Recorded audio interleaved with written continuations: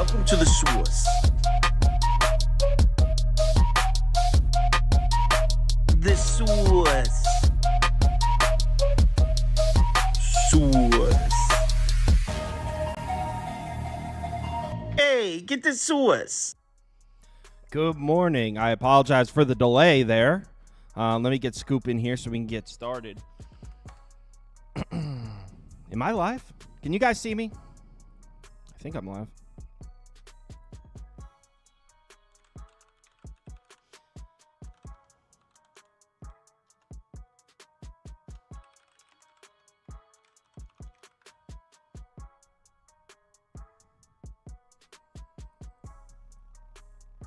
Someone said, please get rid of the picture with the Chiefs hat.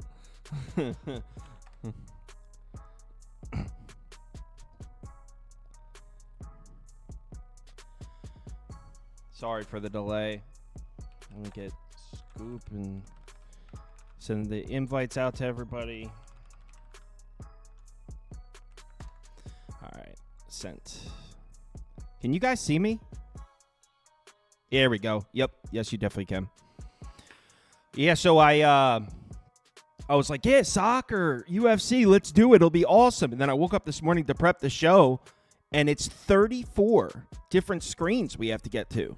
And I guess I just didn't even register, like, oh, shit, that's a lot of prep for a Saturday morning. But I got it. Just ran a couple minutes late. That's all.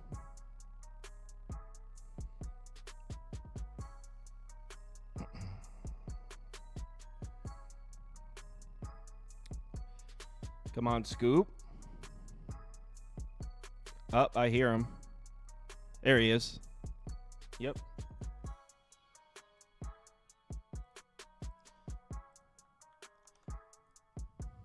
Yeah. All right, Scoop has made it. What's up? So, I put the Champions League final up first because I guess that's obviously the most important one. So why don't we start there? We got Real Madrid at minus 140, and then we got Dortmund. Yeah, Russia Dortmund. Wait, at plus 310. How do those odds make sense? I had to have read that wrong. What are the odds for this game?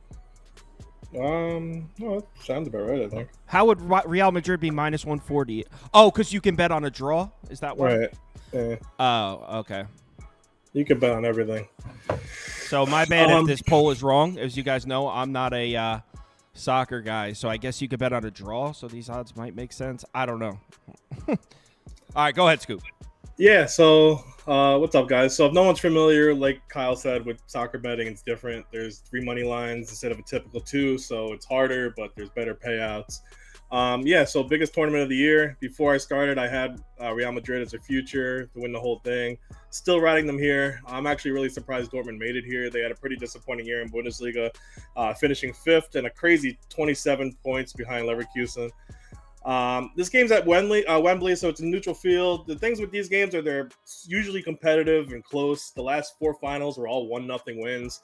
One before that was 2-0 win. They're usually low-scoring types of games. It's usually very cagey the first half since no one wants to make a mistake in the final. I know the last 5 between these two teams were over 2.5 goals. 2 of them ended in 2-2 draws, but this isn't that's not in the Champions League final, and the last time they played were 7 years ago, so you can't really judge on that.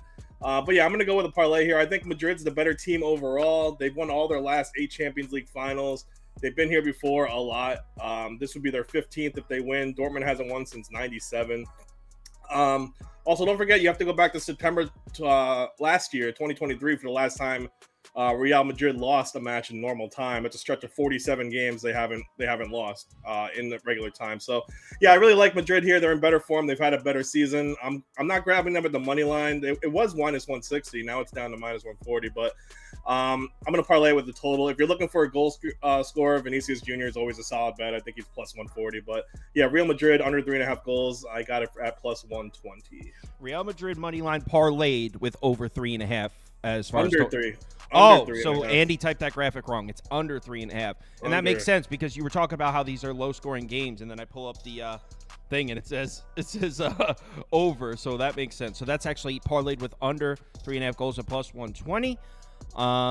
Yeah, our poll is 79% of our viewers betting Real Madrid, just 8% taking Dortmund. So everyone's betting Madrid, it looks like. Scoop, someone in the comments says you've put on 7 pounds since March Madness. It's definitely like 14 or so. All right. Now we got some MLS games to roll through. Now, for those of you that have never bet MLS, last year was my first year doing it, and I was just tailing some of Scoop's bets. The way they do Saturday nights in MLS as far as the broadcast is actually awesome. I'm not even, you guys know, I'm not even the biggest soccer guy, and it was a ton of fun. So they do, all the games are on pretty much at the same time, kind of similar to like a 1 p.m. NFL slate, sort of, or like college football, and they have a red zone type channel. So I would tail Scoop's top 3 bets and put that on, and it was actually awesome. So I'm actually excited to start betting some MLS here. Obviously, we got 11 games. I know you're not going to have a bet on every single one, but do we have something for DC Toronto? Yeah, I think Toronto's a better team.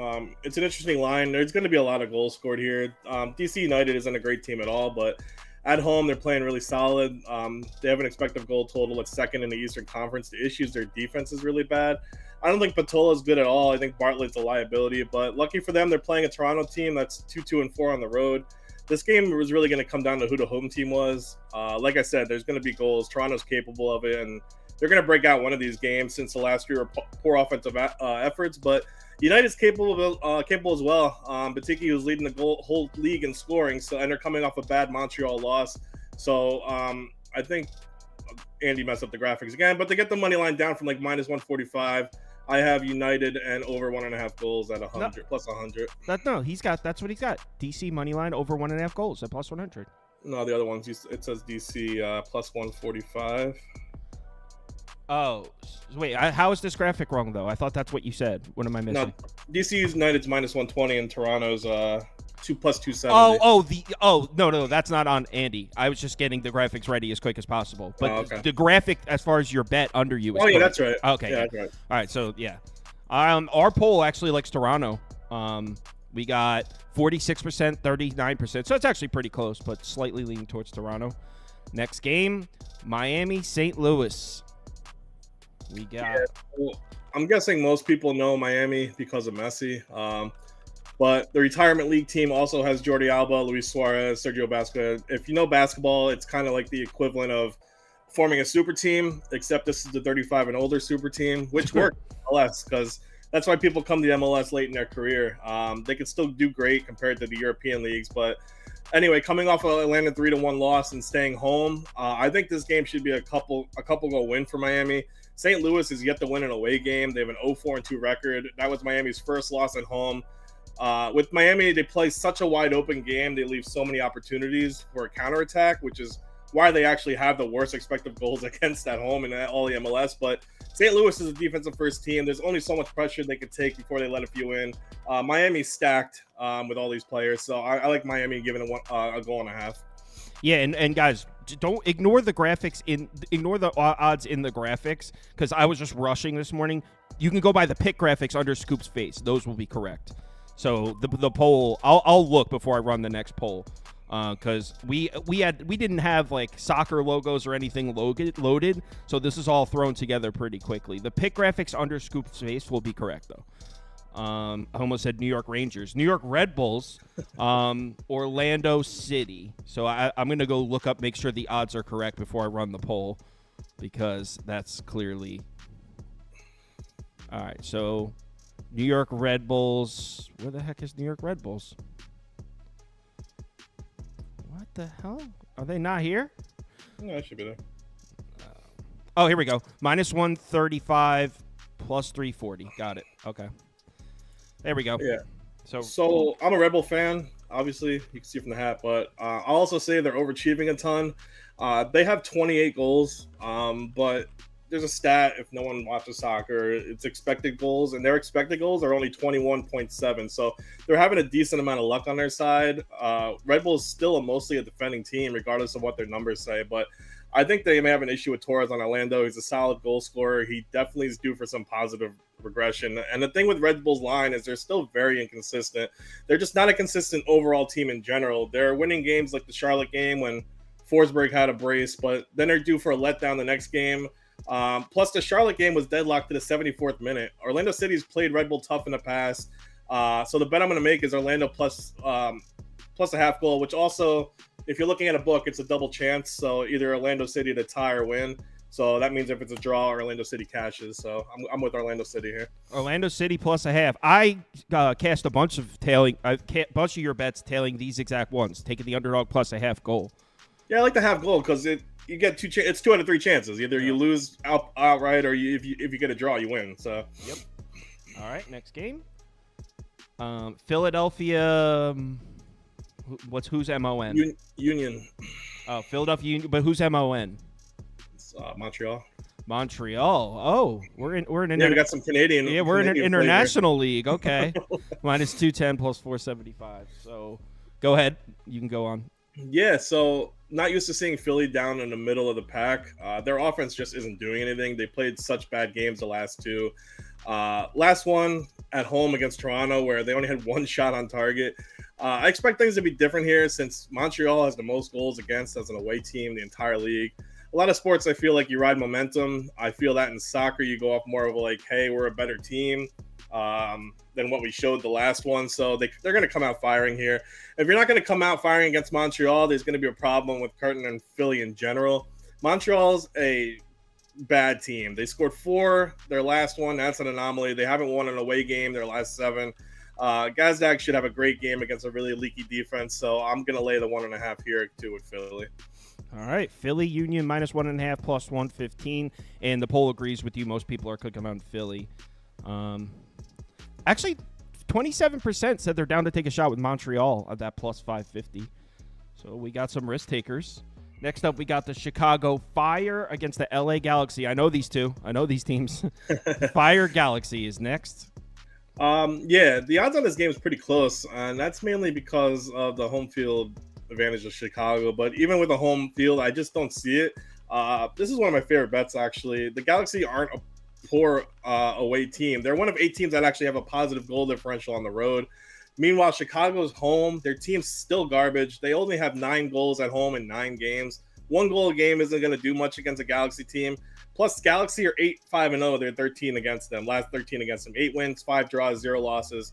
Galaxy haven't lost in their last 3 games away from home. Plus, the win Chicago has in a season are against a third worst Montreal, which we just talked about, and until a few days ago, a bottom 5 Western Conference team in Houston. A team that can't score against a Galaxy team that allowed 0 goals in 14 of their last 19 games. I just don't see anything but a Galaxy win here. Plus, that Serbian, Jovic, is one of the best scorers in the league right now. I'm definitely grabbing them on the money line at plus 160. Someone in the comments asked, what's the name of that Soccer Red Zone app? It's not an app. It's actually a channel on Apple TV. On Apple TV, and it's like Red Zone, basically. It's basically, yeah. It's called something, but it's not an app. It's a literal channel. So if you have Apple TV, you flip to that channel. It's a lot of fun. I really enjoyed it.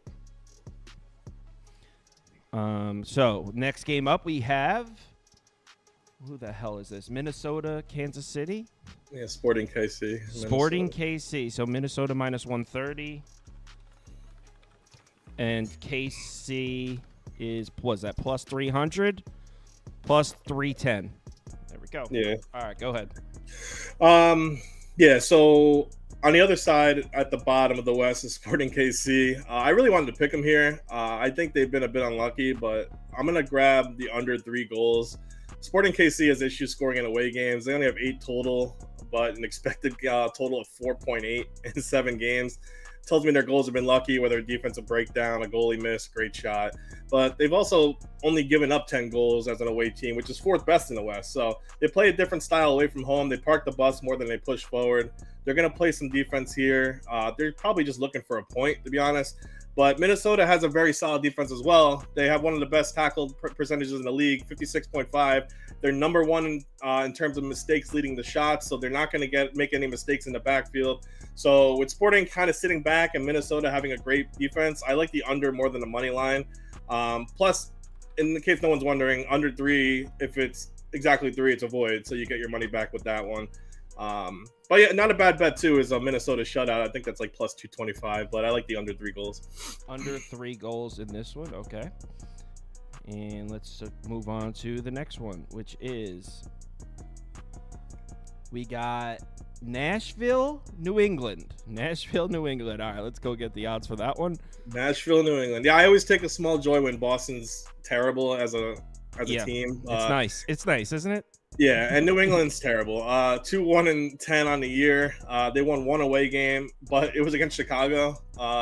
I think this line's a weird one as well. I feel like Nashville should be priced at around minus 200 personally. And all the money, all the bets, the whole public's on Nashville. I think this is a sneaky over spot though. Well, sneaky, but it's actually minus 130. But I know New England scored 5 goals in an away team. Funny enough, they only scored 4 as a home team. And the thing with them is they don't even draw. They strictly lose every game they play. But they're a team that presses, which is why they give up a ton of goals. Nashville doesn't exactly have a dominant defense. So I can see one go by them. So a 3-1 game is something I could totally see. And even if New England can't break through, Nashville's capable of scoring 3 goals against the Revolution. So plus Surge is due to score a goal. So plus 150 isn't bad in the game when you're betting an over for him to score. I know people are going to see the plus money on the under 2.5, but I don't see this being a 1-1 or 2-0 type of game. So I would definitely take the over here. Over 2.5 goals at minus 130 in Nashville, New England. Next. All right. And guys, bear with me on the graphics. I promise our next MLS stream will be ready. This was thrown together very last minute. So we got Austin versus RSL. Real Salt Lake. Real Salt Lake. Okay. Real Salt Lake. Austin. All right. So let me go get the odds for that. Austin versus Real Salt Lake. So Christian Arano and Carlos Gomez are a ton of fun to watch. They're combined for 21 goals this season. And Real Salt Lake's offense is rolling. They're number 1 in the West. This team hasn't lost since March 9th. And Salt Lake's coming off 2 draws. I liked the over when this line came out, but now it's, I think, juiced at like a crazy minus 190 or something. This is going to go back and forth, I think. Austin needs to do one thing, and that's try to shut down those 2 players. Austin's in 5th coming off a loss, and they're a strong team. They're not exactly going to wow you with any kind of offensive output. They try to use their defense, but here's the issue with backing Austin. Brad Stover is getting peppered with shots. He's a great goalkeeper, but Austin has given up so many shots on goal. They have the most in the league shot against with 87. He has the best save percentage in the league, but there's only so much you can do. And with a Salt Lake team that's number 1 in shots, number 4 on shots on target, I think this is going to be kind of one-sided. You can say Salt Lake has a ton of shots in there as well, but Austin has the lowest amount of shots on target. They're not an offensive team. So I'm actually going to say both teams not scoring is a good bet here at plus 125. I was going to say, what in the hell is BTNS? yeah, both teams not scoring. So 0-0 this bet is. 0-0, 3-0, 4-0. It doesn't matter as long as one of them don't score. Okay. So both teams. Okay, I got it. Both teams. So yes, at least one team to finish with 0 goals. Got it. Yeah. All right, that's at plus 125. I was gonna say a plus 125 bet on it. I thought that was 0-0 when you first said it. Like what? No. Yeah, that would pay out well though. That would pay out. All right, so LAFC versus Dallas, and let's get some odds on that. Yeah. Wow. Plus, holy shit! You can get Dallas at plus 1,000. Yeah, they're awful. Also, stop making fun of soccer, people. Soccer's a great game. It's the beautiful game. The beautiful game. It's the beautiful game. So, here's another lopsided game. LAFC creates a ton of opportunities, but best expected goal total in the league. They haven't lost at home. They're playing a really poor Dallas team. Only team worse than Dallas right now out of every sport is the Cowboys. They're just such a bad away team. 0-2-5 away, only 5 goals. Not only that, but LAFC has the best goal differential as a home team this year in the Western Conference. Loris is doing great in goal. They have a steady lineup compared to most teams. They all seem to be clicking together. I know this team has had 4 clean sheets in a row, so LAFC's had 4 shutouts in a row. But I'm doing it again. Against a really struggling Dallas team. Dallas really needs to go away from their 3-4-3, in my opinion, and bring a 4th back since they don't have a good enough midfield to play. But if they run that formation again tonight, it should be a 1 or 2-0 win for LAFC. An AFC shutout. It's an even minus 110 bet too. All right, next. 2 more soccer games to go. And we got Portland, Houston. All right, let's pull up the odds for this guy here, Portland, Houston, which is Portland. Where the hell's Portland, Houston? Diego, I actually work for. The Timbers. I see. Yeah, the Timbers. So Houston's plus 210, and the Timbers are plus 120. It looks like, or a draw. All right, go ahead, Scoop. Yeah. So Portland's home field's usually really loud, hard to play in. They've also had a really rough stretch last month, losing 4 or 5. But they seem to take a corner, losing the last 2. You have to look at who they played, though. A decently tough Austin team and also a bad KC team. The Austin team was also their only clean sheet of the year. Portland's issue isn't scoring goals. It's their defense. They have 30 goals for, 30 goals against. And really, I think they're lucky to even give up 30 to that. So, no, I don't trust Portland here. I really don't think they turn a quarter. Houston has been pretty good away from home, 5th best in the conference. I especially like them on the defensive side of the ball with Mikel Escobar in the defensive third, especially Escobar if he plays. He's a great sub or starter. He's super aggressive. They don't really have one great goal scorer, but I think they can take advantage of a leaky Portland defense, and it's probably going to be a close game. So I'm taking Houston money line. Some said, Kyle, where do you know this guy from? He's part of the network. I worked here for over 3 years now, and I was just on college basketball. I'm going to be on college football but he's college football and college basketball, so you won't see him. Just because I don't have a Twitter following doesn't mean I don't do anything. Yeah, you just won't see him this time of year because of baseball. That's all. Yeah, Same with Andy. Andy still works here, but we just won't see him during baseball season. Yeah, what's the next one? All right, Vancouver, Colorado, and those are this the Rapids? The Rapids, right? Plus. Yeah, Colorado Rapids. I know soccer's not the biggest draw in America, but we have.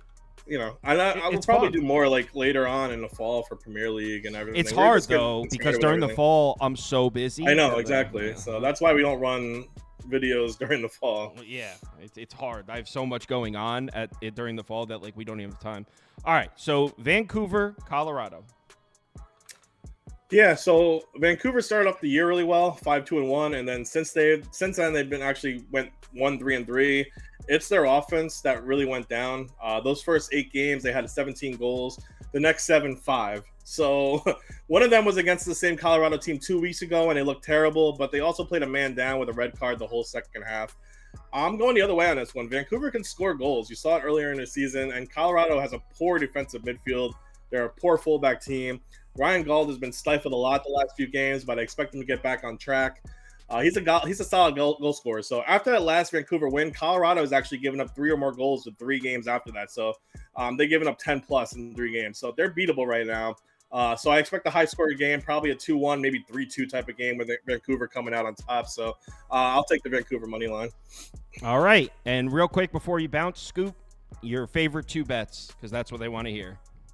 2, we're going to judge you by only these 2 bets. Well, one bet I'm making is definitely the Champions League with this Real Madrid and under 3.5. So I'm definitely taking that. I don't know if that's my favorite, but my 2 favorites are probably Inter Miami minus 1.5. That's plus 115. And I actually really like LA Galaxy plus 160 for the money line. So the LA Galaxy, if you want to take a dog shot, Scoop likes it. All right, Scoop, thanks for joining. Sure. Enjoy your weekend, man. See you guys. All right. Let's get the guys on. Is everyone here? Yep, everyone's here.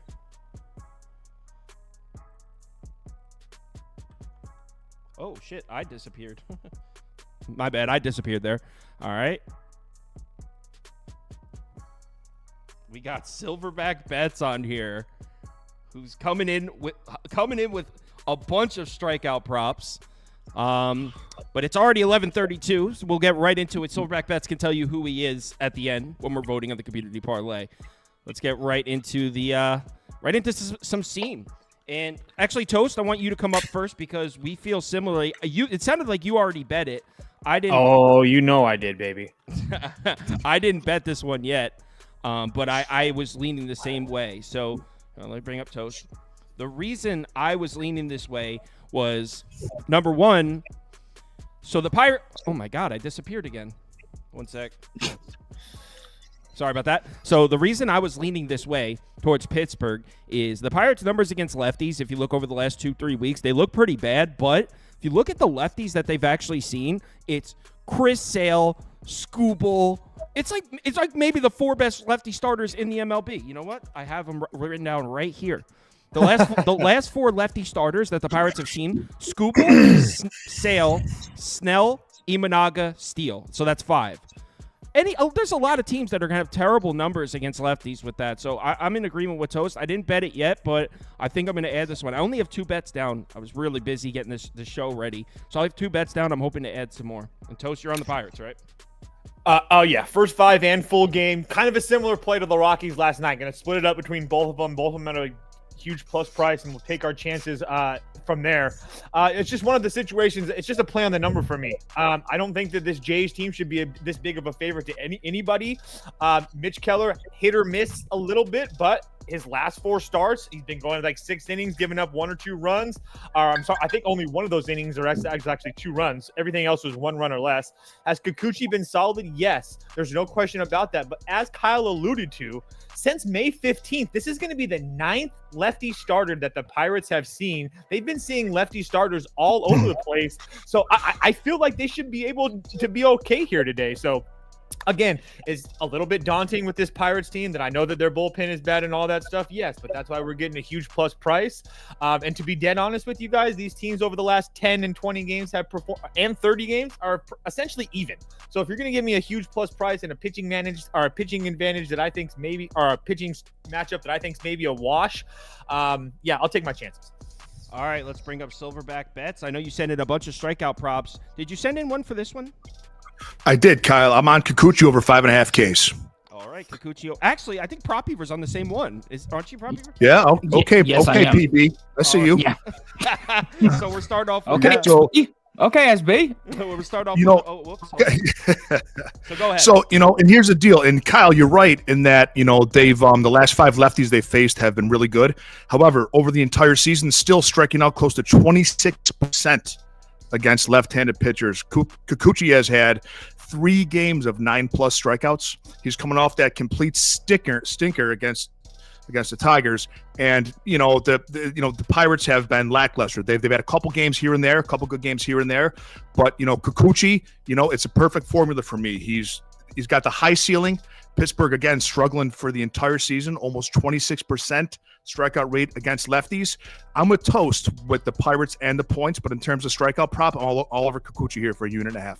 All right, and I'll bring up Prop Beaver, who's probably got similar reasons because he's on the same exact bet. Yeah, I mean, I won't elaborate on that too much because he already spoke about it, and I have another play in this game. I actually have 2K props in this game. I'm betting Keller as well, but I'm fading Keller. Yeah, I really like the spot for Kikuchi. Pirates, yeah, they've seen a bunch of lefties lately, but guess what? They've also struck out a bunch against lefties lately. Last 5 or 6 to face them have gone over this number, averaging 7. Lone miss was Snell, who just can't command a pitch to save his life right now, and he missed by the hook. Before that collapse against Detroit, we saw Kikuchi cash his last 6 and 9 games, averaging 6.3 Ks. He averaged 93 pitches in those games, with just 83+ pitches at home since 2022. This is a guy who's 13-6 of the over, averaging 6.3. Now, the one thing I do want to mention here, and I'm a little concerned about it, a guy I respect, his name's Matt Williams on Twitter. He brought this to my attention. Kikuchi did see a big drop in velocity last start. I don't know if that's due to possible injury or something he brought up is the fact that Kikuchi is a weird-ass guy. He likes to sleep like 12 hours before his starts. Known on record to say that in interviews before. He needs a ton of sleep before his starts. And that game started at 11:30. So I don't know if he was just thrown off or whatever. Pitchers are very weird people. They have a very strict routine to them. So I don't know if that was it, but I'm still riding with Kikuchi here. I would just bump my confidence down a little bit. But yeah, I still like Kikuchi. Just beware of that potential velocity bump. He could be injured or that could be an outlier. If I could just add on to that for 1 second. Absolutely.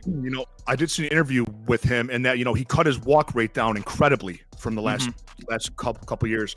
And part of that is taking just a little bit of velocity off that four-seamer. Oh, okay. So maybe that was, I don't know. Last week was a lot of velocity, but Was but that maybe against the some of the Tigers? velocity comes. Was that Yeah, that was against the Tigers. Yeah.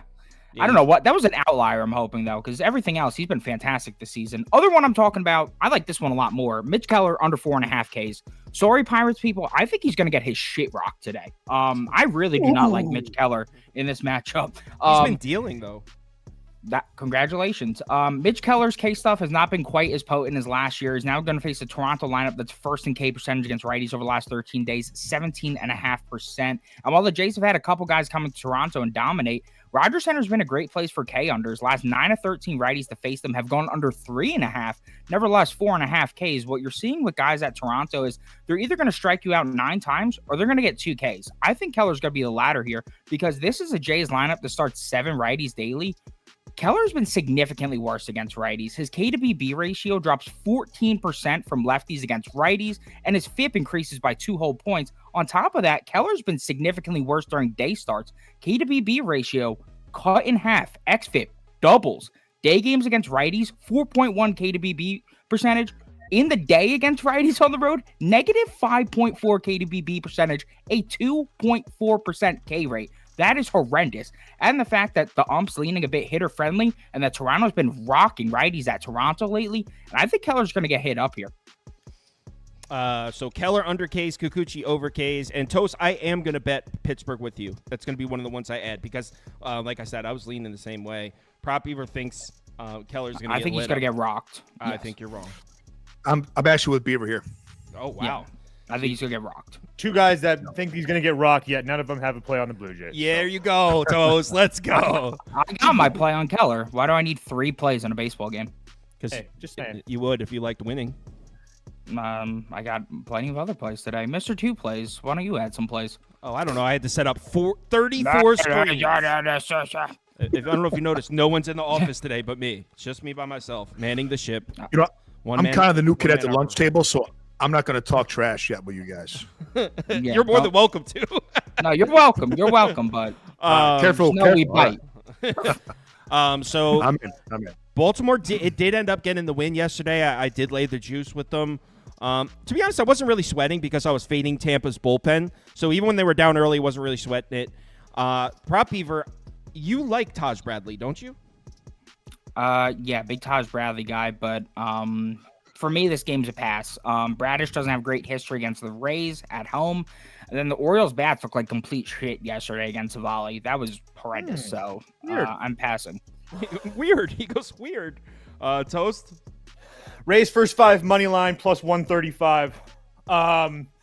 Yeah, I really like this spot for the Rays. I've preached for months now, guys. Do not lay juice with this Tampa Bay Rays team. This is a different situation. Now we're getting a huge plus 135 price on Taj Bradley, who is making, his 5th or 6th start of the year. He's really starting to figure it out right now. I think he's starting to be stretched out a little bit more, which helps. He had 1 bad start against Boston after they had just seen him previously to that.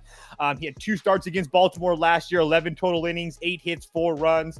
Mr. Bradish, on the other hand, for Bird Gang, has been fantastic about Bradish. Going back to last year, this dude's been awesome. Do I think that he's going to continue to go 5 outings or 5 or 6 innings and give up 1-run baseball? I don't know, but he's coming off a 7-inning performance.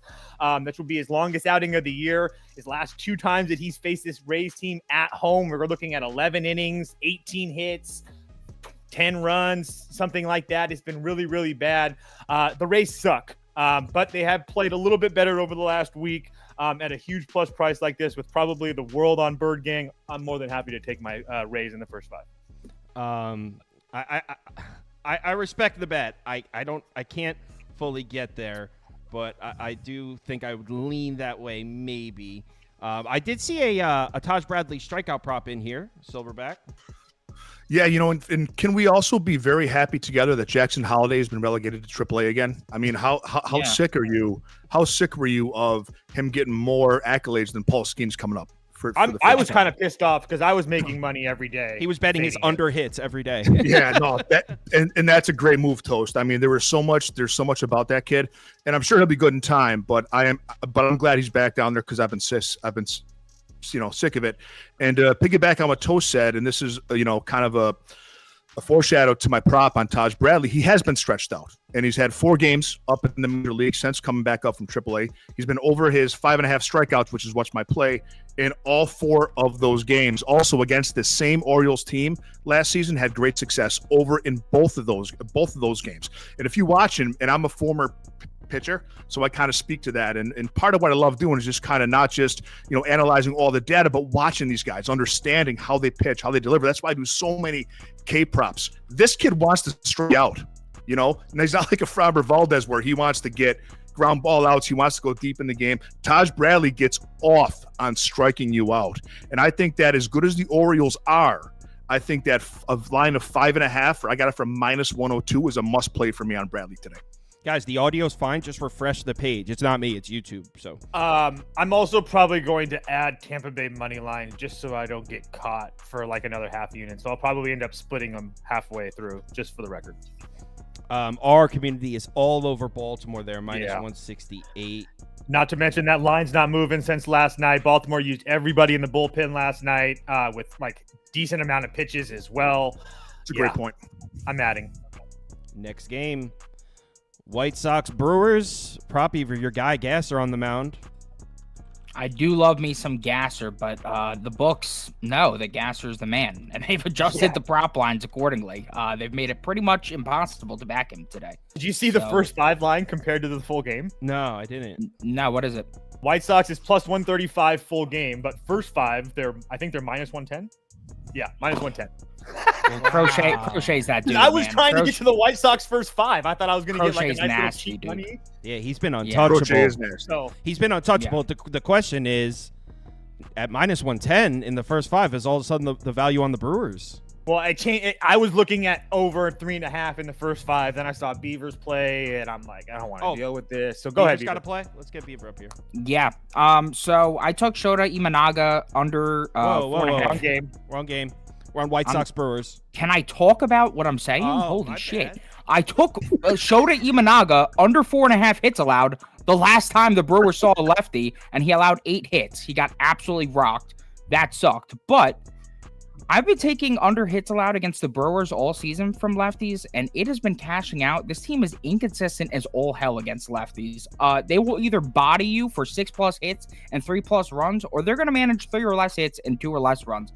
And they are yet to force a starting left-handed pitcher over this mark in consecutive starts. They just hit up Imanaga last start. I see this as a sell high spot. Before that game against Imanaga, the 4 lefties to face him with an ERA over 5, all went over 3.5 hits allowed. They averaged 7.3. They had a 9.35 ERA and a 2.19 WHIP. The 6 lefties to face them with an ERA below 5 were 6-0 to under 3.5 hits allowed, averaging 2.5 hits and a 0.59 WHIP. This is still an offense for the Brewers that is 22nd in average against lefties through the first 6, owning a 227 average, and they own a 203 average against my guy Crochet's pitch mix from starting lefties, 4th worst in the MLB. Crochet's awesome. This dude has a 181 expected batting average, so it's not like he's just getting lucky. He's getting some deserved results right now, and he has plenty of momentum heading into this one. He's gone under his last 5 or 6 starts. We saw him struggle a bit after 2 hot starts to begin, but he really looks like he's settling back in. And on top of that, he's even better in day starts. The average is 178, 234 WOBA, just a 26 hard hit percentage, which is key for expected batting average. So I just think at the juicy price, I'm going to back the trend where the Brewers can't get consecutive lefties to go over their hits allowed mark. So at +135, I think that's a good bet here with Crochet, who I think is one of the best pitchers in baseball right now. Silverback, do you agree with the Prop Beaver's analysis? I do. My only concern is that you hear constantly that Crochet has been over his innings pitched already this season that he was last year in his career because he started off as a bullpen guy. And you hear constantly nonstop that they're going to shut him down. They're going to limit his pitch count. He's going to be under 75. Now, that's yet to happen, and I've heard that for 3 consecutive games. I do think Crochet is one of the best pitchers in baseball. He has that intimidating factor on the mound as well. He looks a little bit like Tarek Skubal to me, but a little bit bigger in terms of that intimidation. I would go on for plus money. I would go with Beaver here for the plus money on the White Sox first 5. I don't think Crochet goes less than 5, and we're still waiting on that low pitch count. But my play here is the Nerfy. I absolutely love the Nerfy here. Talking about Gasser and Crochet, it's minus 140, a little bit juicy for my taste. But Gasser's 4-0 on Nerfies. Crochet's 11-1 on Nerfies. In his last 6 games, Crochet has an ERA of 1.32. You have to bet anything under minus 160 to me is a no-brainer play on this Nerfy, Kyle. All right, White Sox, Brewers, Nerfy, Crochet under 3.5 hits allowed. And I would love to sit here and be like, oh, the Brewers are going to be the one to snap this guy's streak. But he really is dealing, and it's hard to argue with his game logs. It's pretty impressive. So this is a pass for me, and it sounded like, Toast, you don't have a bet on this one either. No, I'd go first 5 over 3.5 if I had to bet it. But I'm not betting. Next. Beaver's play held me off of it. That's essentially what happened. You let Beaver influence your bets. It usually works out for me more than times than not. So Beaver's influence many men. I also have no problem fading his ass either. So it works both ways. Yeah, and I'll take you to Fadeville too. Yeah, let's do it. We could tussle. I'll take you to Fadeville. I'll take you to Fadeville, Tennessee. You son of a bitch. All right, let's go. All right, Silverback, I got you up first for this one. I had the Rangers yesterday, took a loss, obviously. I want the Rangers to be the one to snap this rampage that Weathers is on, but Weathers has been so good that it's really hard. And with the Rangers team that isn't hitting, it's really hard to look at him as a road favorite here. Do you have a prop or anything in this one? I do, and Weathers has been good, but it's still hard for me to trust him, Kyle. My play here is over 8, and over 8 total. And the big thing is it's that key number of 8. Games can end 4-4, as we know. And 5, 7, 9 have been the most common happened upon totals in baseball this season, MLB, this season. So what we're doing here is kind of playing to the 4-4 tie, and that it has to go over. Miami 17 runs in their last 2 games. 17, against the Padres, they had that up and down where they're getting 1, 2, and then 7 runs, and we know Texas can go off. And I've cashed a lot of Weathers over K props this season. I have, but I have a hard time with him and Lorenzen's on the mound for Texas today, right? I have a hard time backing either one of these pitchers, and I think the hot offense of the Marlins and the potential go off of the Rangers. If this was over, if it was 9, I wouldn't take it, but I do like the over 8.5 total here. Texas, Miami over 8. Toast, what are your thoughts? You actually took the Rangers loss with me, so we enjoyed that one together. Shit, I laid minus 1.5 with the Rangers. I was Did hoping you? we didn't bring it up today. By the way, props on the Rockies money line, brother. Yeah. Woo, thank you. We'll get to that. We're not done with the Rocks yet. Oh my we'll God. get there though. Stop. Get out of the pool now. You enjoyed your swim. Get out. We'll get to that game later. So nice and warm. It feels. Yeah. It's a pass. It's a pass for me. I would actually lean under myself.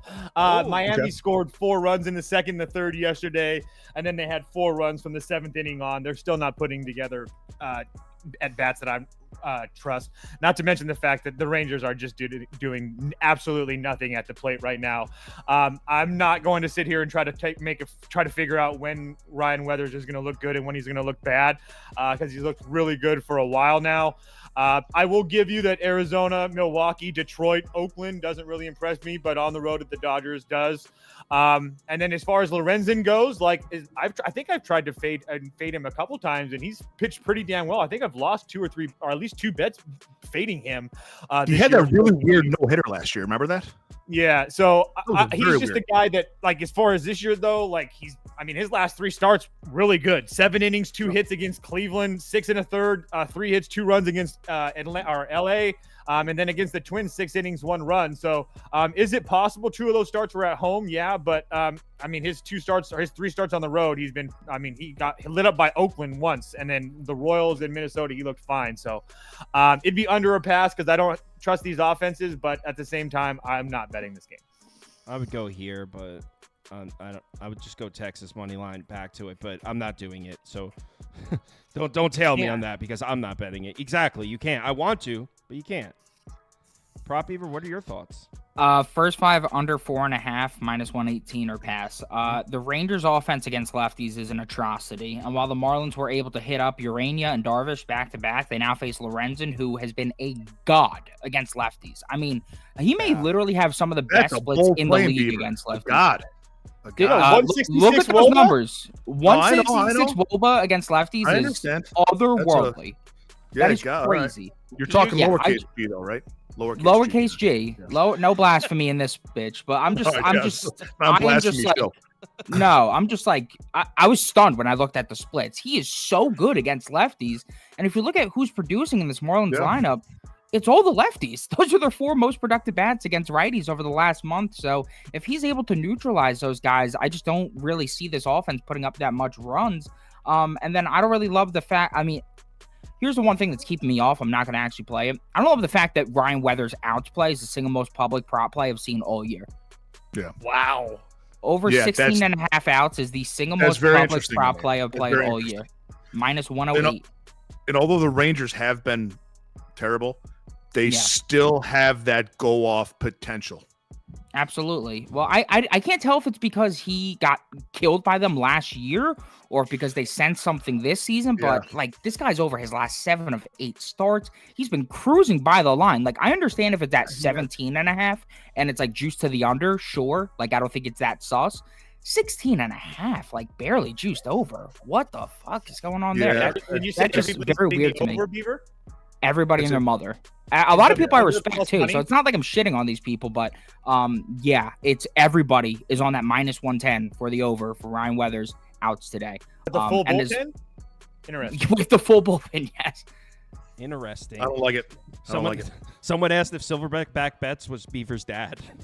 No.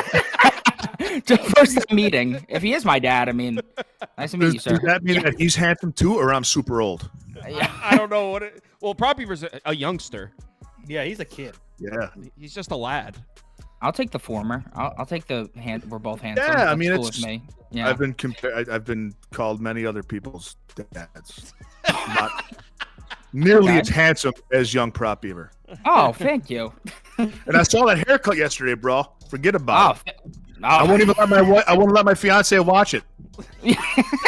that was a big trend yesterday. That's fresh. You got some Nick Swisher hair going on, man. Fresh to death. I was trying.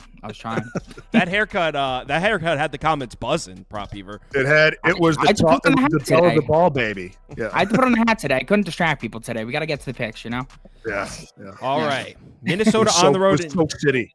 I wish I bet this one yesterday. Twins on the road in Astros. I like the Twins. Wasn't on my ticket. This is where I'm leaning right now, and I'm down to bet this. I wanted to see what Toast thought. Let's get these guys' opinion, but I'm leaning towards. I was dead wrong. That doesn't mean you're going to be wrong in every single bet. It's still like why would you ever want my opinion? So I'm leaning towards the over. I don't really have a ton of faith in Joe Ryan to begin with. Houston coming off the loss where they only scored 1. It was final score was 1, right? Did they end up scoring some at the end? Houston? Yeah. No. Yeah. So coming off a loss at home where they only put up 1 run.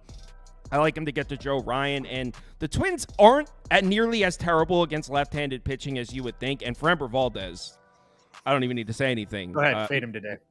I took the over. Relax. I didn't directly fade your guy. Silverback Bets. What are your thoughts on Framber versus Ryan today? So, I'm going to disagree a little bit, Kyle, on Joe Ryan here. I'm a big Joe Ryan fan. The Astros are murderers. They murder you. And Joe Ryan, of course, is much better at home, as we know, than he is on the road, and I've cashed a ton on his home strikeouts. And Joe Ryan is very handsome, as we know. He's handsome. He looks like Jack Sparrow in Pirates of the Caribbean. Agreed. And I say that with a staunch record of heterosexuality. Got it. By the way. I'm making Toast very uncomfortable. So my play here is Framber Valdez under 5.5 strikeouts. And I'm going to tell you why. He's a ground ball pitcher, Kyle.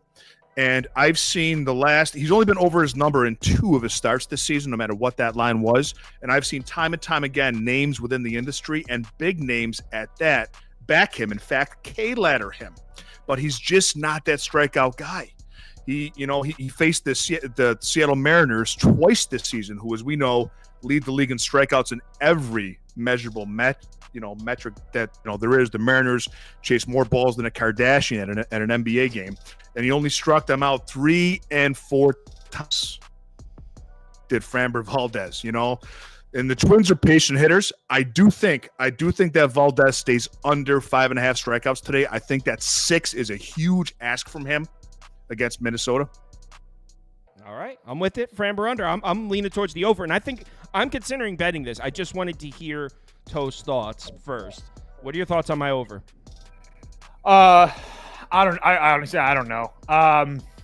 I think Framber deals today. I really do. He's really had a lot of success with Minnesota in his career.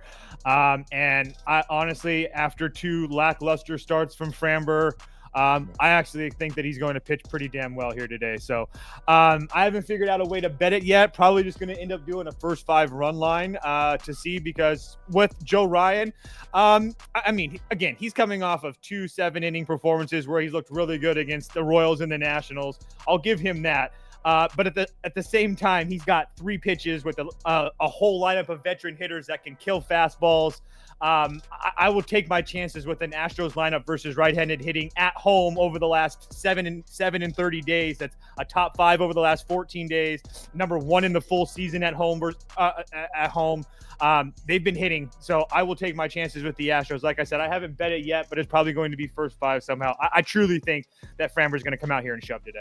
If I'm being honest, yeah, go ahead. If I could just add into why I like the under, also, one thing I didn't mention is that his only 2 overs of the season against Colorado and Oakland. Okay. And Minnesota is definitely not Colorado and Oakland. They're not. They're patient hitters, very similar to Cleveland. I will say, Toast, that if I was to back aside, that I'd be with you on Houston. But I think the over is the move here. But let's what are your thoughts on my over? I'm considering. Dude, I'm about to delete the Action app because every single game I look at, the 99% of the money's on the over. The total moves down. This happens every game. Yeah, I don't trust every that game. data, And then man. I don't bet it, and then I don't bet it, and then it wins every day. Like the Padres thing. Same thing. Oh my God, total move down. It was free money, and I'm just passing it up because I'm like, Stop looking at that data, man. Exactly. I have to. I firmly agree with you on the over. I like this over quite a bit. I feel like the books keep pricing these games with these high-level arms way too low. I know that Joe Ryan and Framber Valdez, these guys are both obviously studs, but with that being said, these are tough matchups here. Joe Ryan's faced Houston 3 times in his career. He's gotten his shit rocked every single time. 4+ runs every single time, 8.36 ERA, 1.43 whip, 1.93 home run per 9. In his own trip to Houston, he didn't even make it to the 4th inning. And on top of that, Ryan's a guy who struggles a lot more against righties. Astros are lined up to start 6 righties daily, and 2 of their lefties are their best hitters. So sure, he's better against lefties, but the 2 of the lefties you got to face are Jordan Alvarez and Kyle Tucker. So that's rough. That's rough right there. And while the Astros have been known to perform worse at home against righties over the last couple of years, the idea has been flipped on its head this season. At home against righties this season, 2nd WRC+, 5th in ISO, 4th in OBP, compared to on the road where they're 16th, 27th, and 15th. On top of that, behind Mr. Ryan is a Twins bullpen that's been very vulnerable the last 30 days. 24th in ERA, 18th in WOBA, 23rd in XFIP. On the road during that span, 29th, 29th, 27th. So I could see some Houston runs here after that embarrassing 1-run performance yesterday.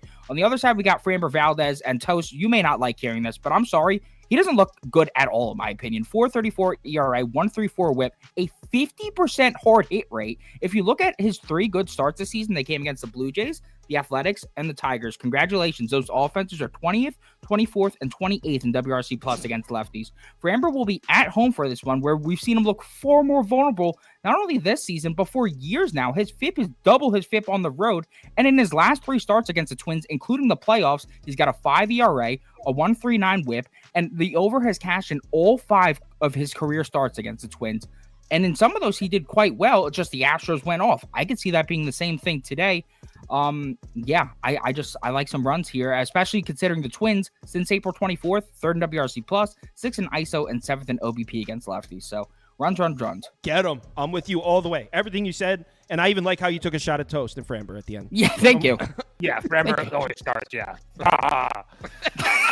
he forgets the 7 innings in Detroit. Framber's a friggin' bum, dude. 7 innings, no hit ball in Oakland. It's okay. Just forget that shit. I remember when Framber was good. It was the summer 2021. It was the summer 2021. He's a ground ball pitcher. Any elevation style hitters are going to rough him up.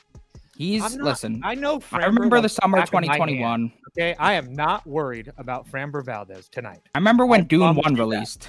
Doom 1. I actually used to play that. My uncle set it up on the computer for me and my brother. We used to play Doom 1. What, man? The first Doom. Like, I was a kid. Oh, dude, we used to play. Yeah. Wow. That's a throwback. I said Dune. Like Dune. I thought you said Doom. I was going to say, that's way before your time, Prop Beaver. No. That's like one of the first video games I ever played. Yeah, that might have been. My dad didn't know how to use the computer, so my uncle set it up for me and my brother to play. I remember going to. Never mind. Yeah, so we got snakes at Mets here. Toast. Okay. So number one, do you remember how we used to be like, hey, Arizona can hit lefties? No, they can't. No, they cannot. They're one of the coldest lineups in baseball against lefties. Manaya's been pitching well, so I don't know how. You could say, oh, Manaya's going to get crushed here. Maybe he does. I'm just saying I can't find much evidence to support that. Are the Mets hitting? Kind of. So, by the way, I said all that and didn't even tell you where I was leaning. This is where I'm thinking, Toast. This is another one that I had written down as a possible. What do you think about this? Yeah, it's the only way to it's the only way to play this. If you're trying to get it. I don't know what the number is now. It was on my list of things to play. Last night it was plus 110 when I looked, I think. And then I put a star by it when I saw Beaver's notifications. So that means a star usually means I'm going to play it. Everybody wants to know how that works in my head. Yeah, Manaya's been really, really good. I mean, his last 7 starts, essentially he had one bad start on the road in Kansas City. St. Louis, if you want to call that bad. 6 innings, 6 hits and 3 runs. But his last couple starts, let's just go with the home start since he's at home. 5 innings, 2 runs against the Giants. 6 innings, 4 hits, 1 run against Philadelphia. 5 innings, 3 hits, 1 run against the Cubs. And I have no reason to believe he doesn't pitch well here against this Arizona team that, I mean, they're terrible. That's first and foremost. They are absolutely terrible. 3-7 their last 10, 8-12 their last 20, 13-17 their last 30. And if you're not beating the Mets in these types of situations, I get that, but you also have a Arizona team that has went back-to-back days without a starting pitcher, essentially. So that bullpen is going to be taxed. I understand that a lot of them had the day off yesterday because Logan Allen went a lot and stuff, but I'm just not in a position where I like that Arizona bullpen. But again, I would play Mets first 5 because I do think Manaya can absolutely shove today. Yeah, I don't know if I actually pull the trigger on this one. Let's see what Silverback Bets thinks of Manaya first. So I'm a big Manaya. Manaya started off the season really well. Dipped a little bit, has come back strong. I thought it was kind of, going to be like Samson where he cut his hair, he loses his power, but he didn't. He actually got better with the strikeout props. I do like Manaya. I'm with Toast on this. I like him a lot. I think that Arizona is a lot of people in regard to Arizona. They don't strike out much. They don't hit lefties. They hit left. That is last year. It's not this season. And a lot of people have that, memory of, Arizona doesn't K. But same thing with Cleveland, like those teams are striking out now. And it's okay. And I like your line too, Kyle. I like the Mets' first 5 run line. But my play here, what I love is Slade Ciccone under 4.5 strikeouts. He's only been under this once in his 5 starts, this season. Only game he was over against was Seattle. And, strikes out, of course, every metric there is. And, his last 2 games, he faced the Cincinnati Reds twice. And the Cincinnati Reds are very interesting because they don't strike out very much against lefties, right? 8th best against the strikeout. But they strike out a ton against righties. And Ciccone only got them 2 and 3 times. I think that's a tough spot for the rookie. I love Ciccone today. Unit and a half for me, under 4.5 strikeouts. Unit and a half. Okay, so you like this one. Unit and a half, brother. I'm going big on it. I don't trust him. Prop Beaver was going like this when you were talking, so I think he agrees to what you're saying. Mm-hmm. Don't trust him. Never trust a cane. Yeah, so in this one, I'm riding with my guy Manaya here 2 ways. Under 2.5. This wasn't sent to Andy, by the way. This was a late ad. So it's gonna be under 2.5 earned runs. And then it's also going to be over 15.5 outs. Under 2.5 earned runs, and then over 15.5 outs. Got it. Go ahead. Yep. I love the outs play, Beaver. I love Thank it. you. Thank you. He's definitely getting to the 6th. That's what I'm hoping today. It's sharp. He's getting to the 6th against the Snakes. He is. He has not been doing that a lot lately, but I think he can today. So I'm going to use Kyle's favorite phrase. Some would say that Sean Manaea is the snake charmer. He's a man who has done wonders against the Diamondbacks in his career. In 7 starts against them since 2020, Manaea is 4-1. He has a 2.4 ERA, 0.85 WHIP. He's over the outs line in 6 of 7 starts, averaging 17.7, while under the ERA line in 5 of 7 starts, averaging 1.6. And yes, the D-backs did start this season on a rampage against lefties. But my Christ, have they cooled off. The first 14 lefties to face the D-backs, 7.48 ERA, 186 WHIP. Opponents were 3-11 to their outs over, averaging just 14, and 6-8 to their ERA under, averaging 4. So obviously that was hell if you were trying to back lefties against them back then. But if you look at the last 6 lefties to face the Diamondbacks, 1.64 ERA, 0.73 WHIP. We're talking about these 6 pitchers being 5-1 to their outs over, averaging 19.2, and 5-1 to their ERA under, averaging 1.2. So while Manaea's 6-2 hit rate to his ERA under may seem a bit suspect, the D-back season-long success against lefties would explain why here. His outs line is the inverse, actually. It's at 15.5. He's gone under 7 of 10 starts. But I have faith that with the D-back struggles, we see him get at least 1 out in the 5th here. I mean, the Mets are at a point where if they don't need to bring in their bullpen, they would definitely prefer not to do that. This bullpen... I would prefer they didn't do that also. Yeah, this bullpen is an atrocity.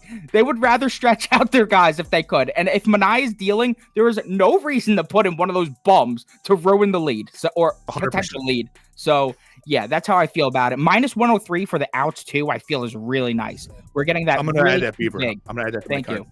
Yeah. All right. There we go. Let's move on to the next game, which is... Next game is... Tigers, Red Sox. I bet this one. I think... I already know for a fact Toast is on the same bet. We talked about it this morning. Toast posted his ticket this morning, and he gave out 4 bets that he was on. I was on 3 of the same ones. So we were thinking aligned. And in this one, I'm on the Tigers. So, Prop Beaver, have you glanced at Reese Olson's numbers against lefty bats? No, I have not, but I did glance at Reese Olson's earned run line today, and it's at 2.5, which he's gone under in 9 of 10 starts, and it's pretty fairly priced for the under, which is ridiculous. Well, the reason I like the Tigers, number one, yesterday was an abomination. I took them yesterday. It wasn't even close. So a little bit of a bounce. They're plus 145 though. So yeah, but they were plus 145. All right. So today they're favored, and the reason for that is, for one, Reese Olson's been great, but specifically, he's been absolutely dominant against lefty bats. 5 of the first 6 bats in Boston's lineup are lefties, and this Red Sox lineup without Tyler O'Neill becomes very lefty heavy. So I think it's a great spot for Reese Olson to pitch a great game. This Red Sox lineup, yeah, it showed up yesterday. They had like 12 or 13 hits, but hasn't been consistently producing. Reese Olson should throw a gem here. And Cooper Criswell, you could say what you want about him. He's okay. But at home at Fenway against a Tigers lineup that's been red hot, all we need is to get 2 or 3 runs across on him, and we should be in the driver's seat to win this game. So I think this is a great price here at minus 115. Price makes sense. Handicap makes sense. I made the play. I'm on the Tigers. Yeah, couldn't agree more. I understand that there's a little stigma with Reese Olson and them not winning, but I think that, for one, I don't put too much into that. It does suck. You do have to pay attention to it. But at the same time, if he finally broke through and got a win against Toronto his last time out, regardless win or lose, next to his name, he's been pitching fantastic. And this Boston offense, I don't really trust at all. I mean, we just saw them the other day score 8 runs against Baltimore. And then what'd they do the next 2 nights? 1 run, 0 runs. And then all of a sudden they get Kenta Maeda, and good for them that they finally get him, because if it wasn't for them, I don't know if they score either, because keep in mind, they scored 4 runs in the 4th, another home run in the 5th or the 6th or something like that. And that was pretty much it. So I know they finished with 7, but a couple long balls off of Maeda doesn't really do much. That doesn't signal to me that you're back, or at least I should be worried about the Boston Bats right now. So has Cooper Criswell been all right for them? Yeah, but he's kind of starting to leak oil, if you could say that a little bit. So I think this is a good spot for a Detroit offense that has been pretty damn good against right-handed pitching all year, at home or on the road. And it's overall in general over the last 14 days, Tigers are 4th in WRC plus, OPS, and WOBA. They're 5th, 3rd, and 3rd over the 30 days. They're just as good on the road over the last 30 days as well. I'll continue to take my shots with this Tigers team that I honestly think is better than Boston. Yeah, me too. I agree with that, at least right now. Yeah. Prop Beaver, what are your thoughts on our picks?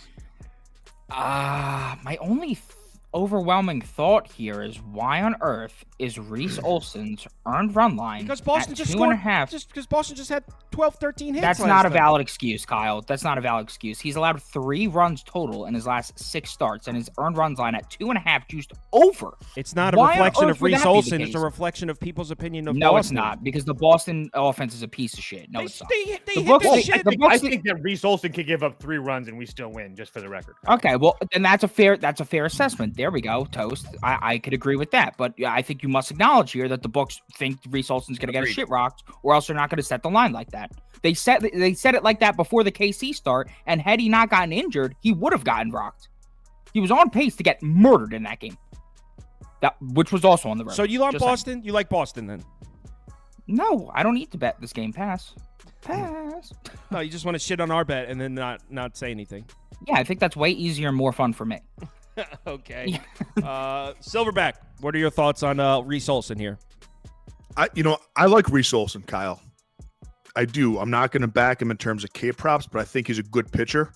I think he's a smart pitcher. Cooper Criswell is interesting. I mean, he hardly hits 90 on his 4-seamer, but he's a very smart pitcher. I think that, Toast is right in that he's leaking oil a little bit.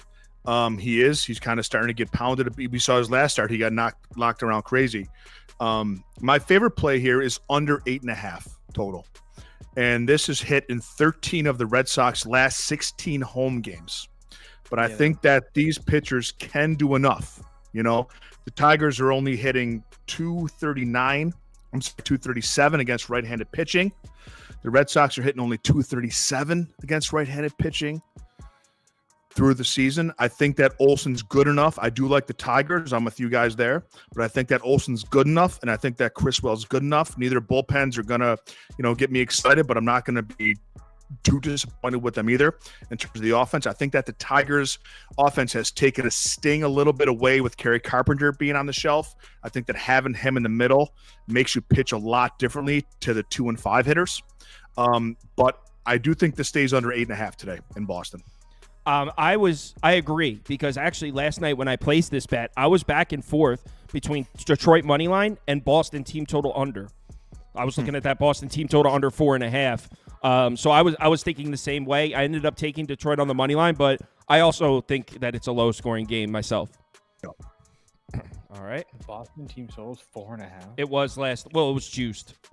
That's a nice under though. That's a nice under. 3.5 now, so we're good. It was Okay. it was like minus 135. So like I was going to bet that at minus 140 if it was still 4.5. That's a crazy nice under. All right. So we got the Nats. Cleveland. Toast is going to hate my bet in this one. Why? We already talked about Oh, this. that's right. My bad. I just I was gonna hate my bet. No, we're on the same side, which is crazy because Toast has been blindly betting the Nats. I'm on Cleveland. I got it at minus 150. Laid the juice. Hold on. Let me bring up Toast because I actually have a couple things I want to say, but I want to get my spreadsheet out to make sure I'm saying the right numbers. As I told you this morning was crazy. So Toast, you're on Cleveland minus 1.5, right? Sure. Yes, Cleveland minus 1.5. Absolutely. Mitchell, you guys know me. I love Nats baseball. Get off on Nats baseball. But this is not the spot to bet on the Nats. Mitchell Parker, a lefty, is a guy that I think that he could absolutely kind of get rocked here today against this, excuse me, against this Cleveland team. Mitchell Parker really struggles against lefties, and this Cleveland team is littered with lefties all through the lineup. I really think this is going to be a bad spot for him. Not to mention the fact that Cleveland, I don't know why. I mean, I actually liked my play yesterday. I'm not even mad that I ended up losing it. Corbin actually pitched somewhat decent. If you're going to give me 2 runs against this Cleveland team and they don't give you any run support, I'm good with that at a plus thing. But regardless, Cleveland still ended up putting up 7 runs total, and they continue to do this. I mean, this isn't like a flash in the pan either for Cleveland. I mean, they're 8-2 their last 10, 14-6 their last 20, 19-11 their last 30. They continue to find ways to win games. And Ben Lively at home has been essentially lights out. Mets, Angels, Boston, 5 2/3, 1 run, 6 innings, 1 run, 6 1/3, 1 run. He's been absolutely awesome. So did the Nats play really, really good against Atlanta in Atlanta? Yes. But I probably should have known this yesterday after this. That could have been a little bit of a down spot. Again, I thought that Corbin would pitch well. I thought he did, but it is what it is. But Cleveland minus 1.5 at a big plus price. Cleveland first 5 team total over 2.5 at plus 100 as well. Now, you talked about Mitchell Parker, how it's a bad spot for him, but what you didn't mention, Toes, which I think is even more specific, Ben Lively against lefties. Ready? He's got an 0.83 whip against lefty bats. Ben Lively's been dominant against lefties. Want to know how many lefties are projected to be in the lineup for Washington today? 1, 2, 3, 4, 5, 6.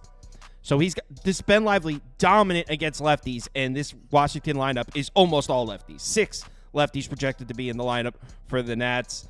So yeah, I as much as you think Mitchell Parker's going to get rocked, and I agree, but even more so, I think Lively's going to deal. So yeah, Cleveland all the way. I put a full unit on Cleveland money line. I got it at minus 150. Silverback, what are your thoughts? So I agree 100% with Toast and you. I think Cleveland's the play big time here. I also agree with Toast that Mitchell Parker is going to struggle.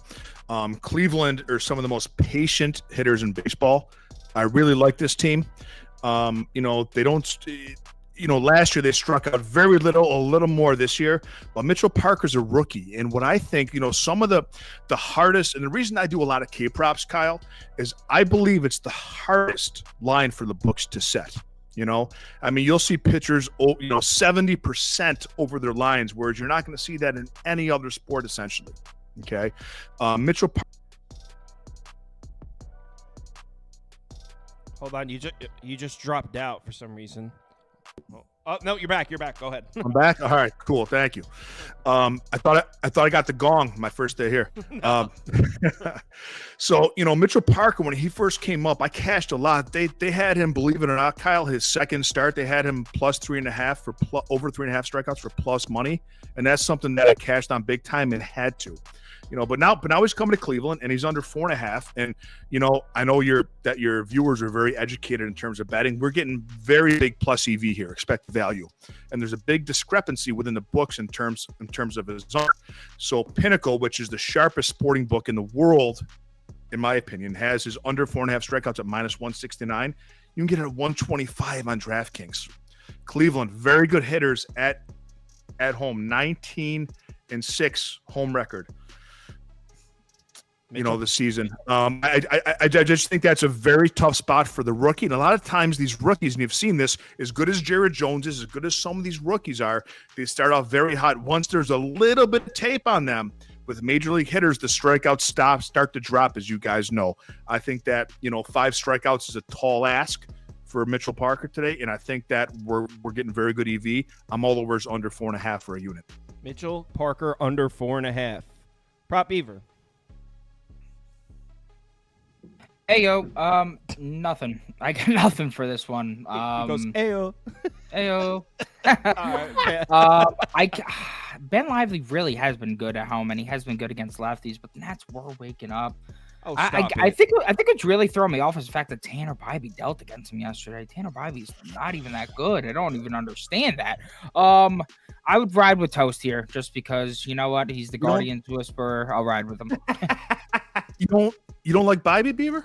No, I really don't. I used to be a big fan of him last season, and watching I feel like watching a lot of his starts this season, I become less and less of a fan. feel like he puts himself in too many jams, stupid situations. He makes too many dumb mistakes where I'm like, dude, what are you doing? Like last year, you were not doing this. Maybe it's sophomore slump. Who knows? And he hasn't even faced great competition either, which is really what's concerning to me. But like when he starts facing the good lineups, ooh. It's as much as there are people that call him BB. And for some reason, it makes me mental, and I don't know why. I was calling him BB for a little bit last year before I learned, and I say Bibby now. But his first few starts, I was calling him BB too. If his name was spelled B-E-E-B-E, then I would think, oh, BB. Yeah, like Don Beebe, the former Buffalo Bill, and I'm from Buffalo. There you go. People were guessing Minnesota before. Oh, that was from Minnesota? That's what they were guessing, yeah.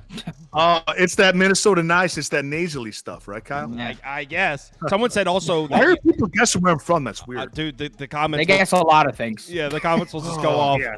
All right, so Silverback, what do you think about this one? They're Padres on the road in Kansas City. Musgrove making the start against Alec Marsh. What are your thoughts on this one?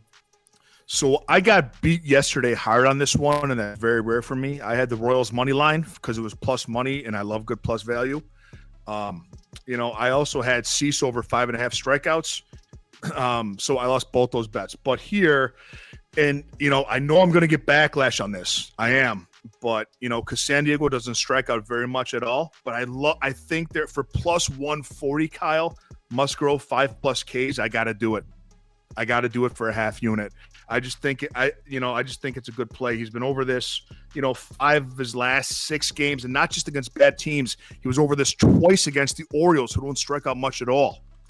I just think that for me, in terms of this game, the only thing there is, and plus I can't stand Fernando Tatis. I think he's a cheater. But I just can't and if this was minus juice, right? If this was anything minus other than plus 140, plus 140, I got to take him 5+ Ks. So Musgrove 5+ Ks, and you're gonna break Toast's heart saying that Tatis is a cheater. It's like his favorite player. Oh, I'm sorry, Marsh. It's Marsh 5+ Ks. I was gonna say, I was looking. So sorry. I'm so sorry. He I was looking said at the wrong Musgrove note. though, right? Yeah, he did. I said Musgrove, but except from the record. So now you're throwing our host off. You think that's okay? That was the Minnesota Silverback talking. The Buffalo Silverback. Mm-hmm. It's I'm Alec Marsh. I'm so sorry. So Marsh, but everything I just said relative to Alec Marsh. Got it. So Alec Marsh 5+ Ks. Toast, what are your worth a shot for a half unit? Got it. Toast, what are your thoughts on Tatis being a cheater?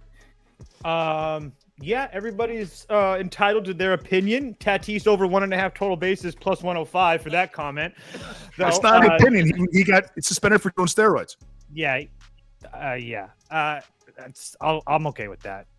He's good with me. El Nino is always going to be good with me. Take it easy.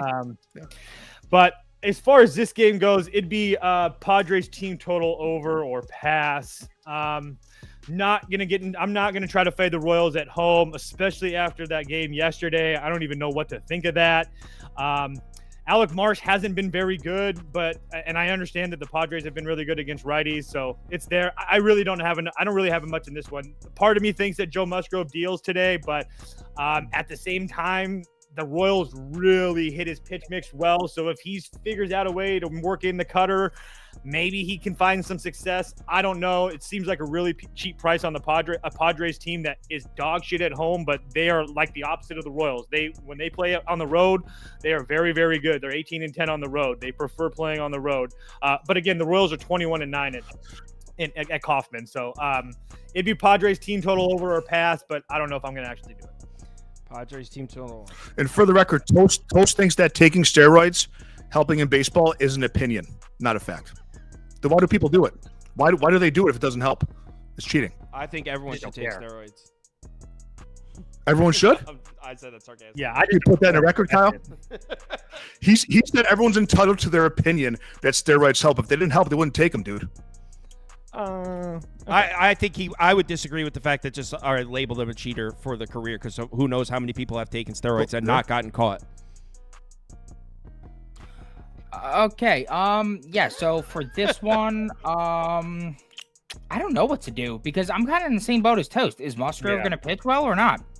That is the question. Because if he's not going to pitch well, I kind of like the over here. I agree with Toast. I'm not the biggest Alec Marsh guy. And I feel like that K line at 3.5 is low for a reason. I mean, you got a guy who's gone over his last 5 or 6 and is flying over it. Usually I feel like when the guys set their K line low, that's the biggest indicator to me that a book thinks that an individual pitcher is going to get their shit rocked. Now, one thing I must say though, and I must clarify this, runs and strikeouts do not correlate. Why the books price it as if they correlate makes no sense to me, but that does not correlate. Alec Marsh got a shit rock last start, still at 7 Ks. So you can get hit up and rack up the Ks. I must clarify that. That's exactly it. He's a very good strikeout pitcher. He is. Exactly, he is. But he also is very susceptible to allowing the hard hit contact and stuff like that. The only thing that's kind of keeping me off here is the fact that he has really good splits against lefties. And the Padres, since they acquired Arias, now they have 5 lefties in that lineup. Kind of takes a bit of the sting away from me from a Padres lineup that about 2 or 3 weeks ago had 6 righties in the lineup. Yeah, I think it's either an over or pass for me, just believing in the fact that this Padres offense on the road smacks, this Royals offense at home smacks. If one of them goes off and the other one at least is somewhat decent offensively today, you got a good shot at hitting that over. And I believe the 9 is plus money. So that would be the only way I really lean here. Maybe a Musgrove under Ks, but that you'd be drinking juice on that. And on top of that, I mean, we've only had 3 road starts from Musgrove, but the problem is that we've only had 1 in the past month and a half. Only 1 has come since April 15th, and that was at Cincy. He had 3 Ks, but that was in 66 pitches and only 3 innings of work. So if he's going to have a normal workload here, I don't really know. I don't know. And just for the record, guys, I know that this game ended 11-8 yesterday. It was 0-0 when the 6th inning started. So just put that in there. We haven't seen that happen since 1929. A game go scoreless through 5 and then score almost 17 runs. So, I think that this is a very interesting series to me, and kind of a like a proponent for interleague play. Like it's I know it's been a while now, but it's super cool that you get these kind of matchups to me. The Royals, I have a futures bet on them. I have the Royals to win the AL Central, the AL Central. And I think that, this sounds silly. And I know it sounds silly, but there's really good money on them to make the World Series. If they only had better starting pitching, though. I'm not. They also need to start hitting on the road. I'm a bullpen. Yeah, I'm a bullpen guy. I don't trust the bullpen. Yeah. No, I know. And I don't either, Toast, But it's for the odds in terms of that, it's tough, man. But they're fantastic. They run better than anyone in the league to me. So anyway, and I like the aggression. It's funny because you look at these kind of teams like them. The Tigers and Pirates drive me nuts because they have such good starting pitching. If only I know the Tigers bats have been hot, but if only the Tigers and Pirates bats could be a little bit better, a little more consistent. And it's funny, Tyler Glasnow drafted by the Pirates. Can you imagine if he was still there? Can you imagine that rotation with Skeens, Jones, and Glasnow? I mean, both those guys with Jared Jones and Skeens are pretty awesome. But my bet for this game, it would be the Padres. The reason I didn't bet it is yesterday I said Padres or pass, and I liked it, but I didn't bet it, and they won. So now if I say Padres or pass and bet it, that'd be the one they would lose. I'm kind of just wishing I bet it yesterday. But also I don't want to make a habit of fading the Royals at home because they've been so good at home in Kansas City. Yeah. So it's just a pass for me. Next up, Oakland, Atlanta. This one. Shout out Braves. Shout out Braves is right. This one was a good one. We lose Kyle? No, you can't hear me. I can see him. Yeah, can you not hear me?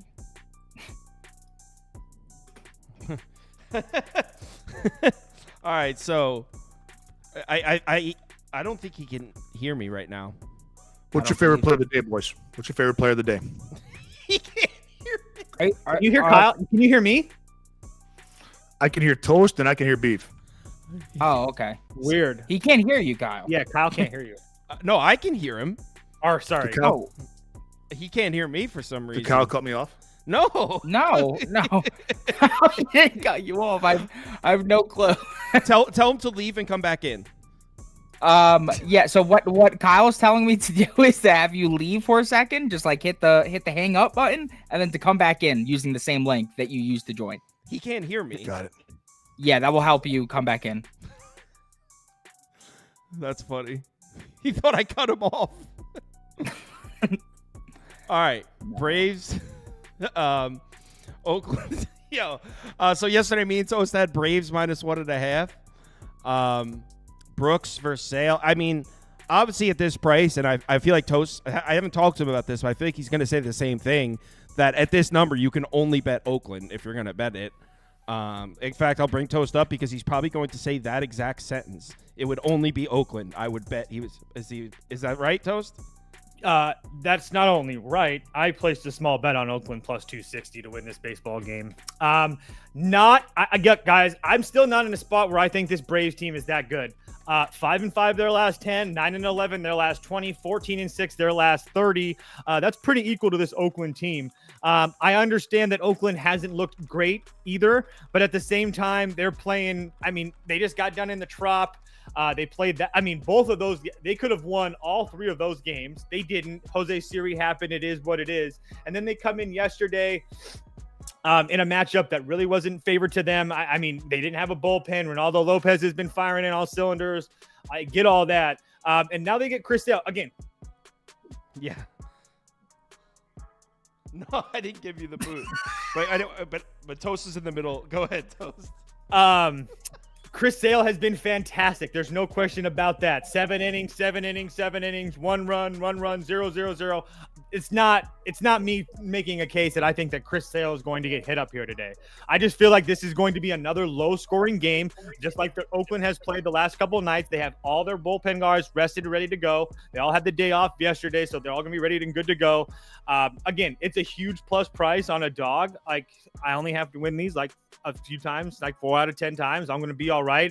Iglesias worked yesterday. It was only 6 pisses. Wow, Jesus Christ. Only 6 pisses. Only pissed 6 times yesterday. No, this guy sucks piss, okay? I don't know what else to tell you. I can't get it out of my head. No, but for real.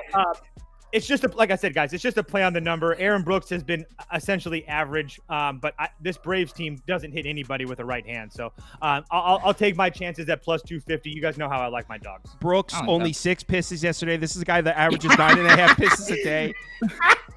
One of the biggest bladders in the league, I'll tell you that. I could compete with Kyle. He cannot hold his bladder. Yeah.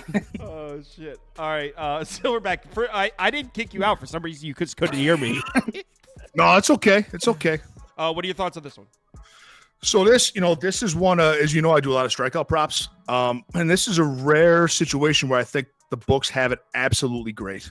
I think that, it's very hard. There's no value here. So they have Sale set at over 7.5. He was, his first 5 games over 7.5, last 5 under 7.5. The juice is super thick on the over at 7.5. I think that's way too juicy. I don't like him at 9. To me, one thing I like here is, it'd be kind of a system play for me, Kyle. And I take the A's plus 1.5 for plus money. It's plus 120 right now in FanDuel. And what I like about that is you have, your viewers know you're the away team. You have 9 at-bats to 8 to cover on the back door if you're behind in the 9th. So plus 1.5 on a Major League Baseball team, kind of similar to to Toast yesterday with the Rockies, plus money, the money line. You kind of have to play that to me. Yeah. Toast loves taking those big dogs. He always plays the money line, but same thought. It's just smart betting. I mean, if you don't do a 10th or a quarter unit, it's just not smart betting. These are Major League teams. There's upsets all the time. Yeah. Yeah, Toast says that sentence all the time, and we saw it yesterday with the Rockies, and I have a feeling we're about to hear it again in like 2 games. But Prop Beaver, do you have any thoughts here? How many pisses? Chris Sale over 7.5 pisses today. I need Sale to take 0 pisses today because I have him over 18.5 outs. Need him to hold his bladder, get through this game. Yeah, I have it I got it at plus 150. Thankful. This is another public outs line. I would say this is probably the second most public one behind Weathers. But the good news is that unlike the Weathers prop, this line's moving. It's already down to like plus 120 on Caesars. So I like what I'm seeing there. Is it a bit square? Absolutely. But when are the books going to start pricing Chris Sale like he's back and not the guy who struggled with injury-plagued seasons in the back half of his Boston career? I mean, I was trying to make sense of this price. And from 22 to 2023, Sale had cashed this line just 3 times in 22 starts, averaging 14.7 outs per game.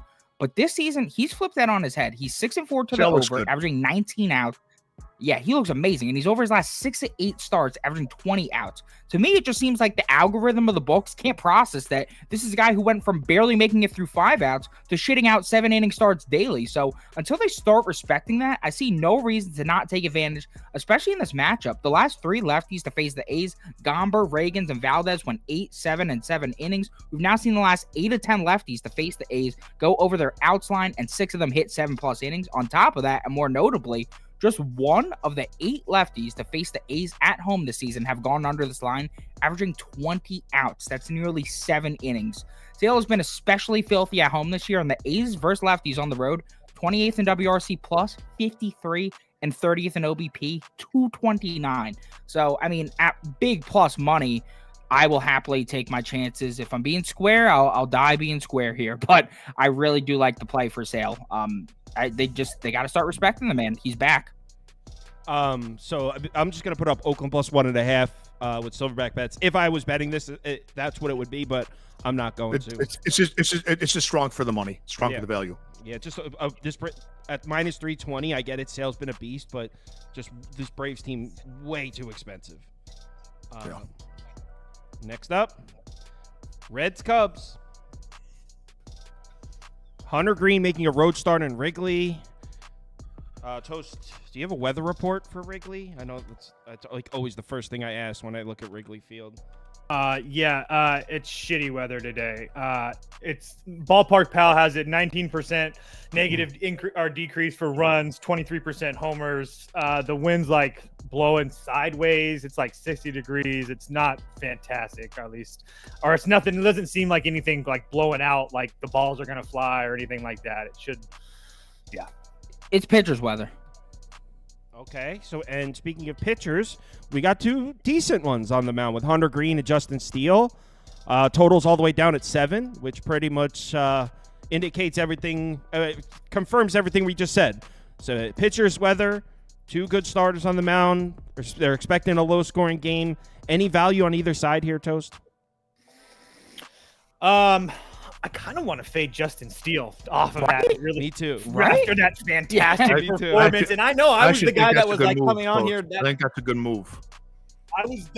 I was the guy on here that thought that he was going to deal in Milwaukee, and he did. And obviously, it didn't end up mattering here. But now I think this is a really good spot to fade him because keep in mind, Cincinnati saw him last year 2 times at home in Wrigley. He went 9 2/3 innings, gave up 18 hits, gave up 8 earned runs, 11 unearned runs.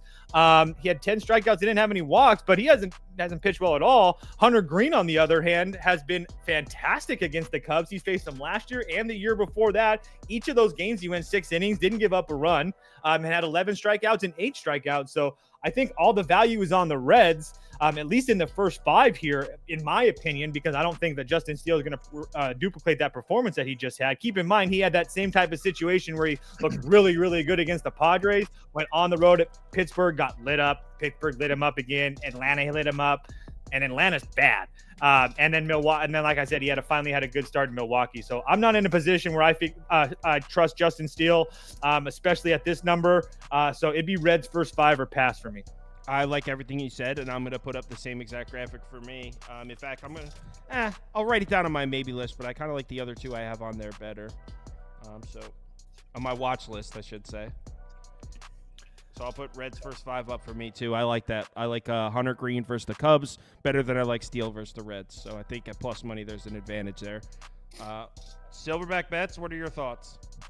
Yeah, everything that Toast said, I'm on board with. My prop here is Justin Steele under 6.5 strikeouts.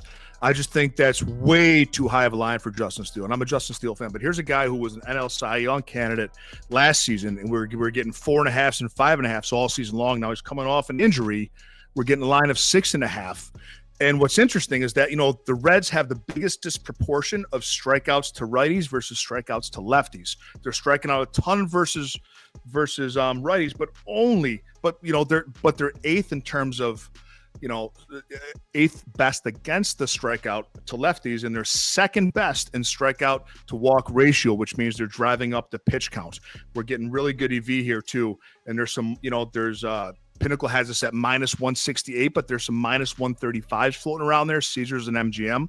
I'm not a huge fan of those books, but I think there's incredible value here. Justin Steele to get 7 strikeouts again against, Reds against lefties are an incredibly different animal than Reds against righties. I'm on a unit here for Steele under 6.5 strikeouts. All right. Another fade of Steele. Prop Beaver, do you agree? Where do I like backing Hunter Green? On the road. On the road.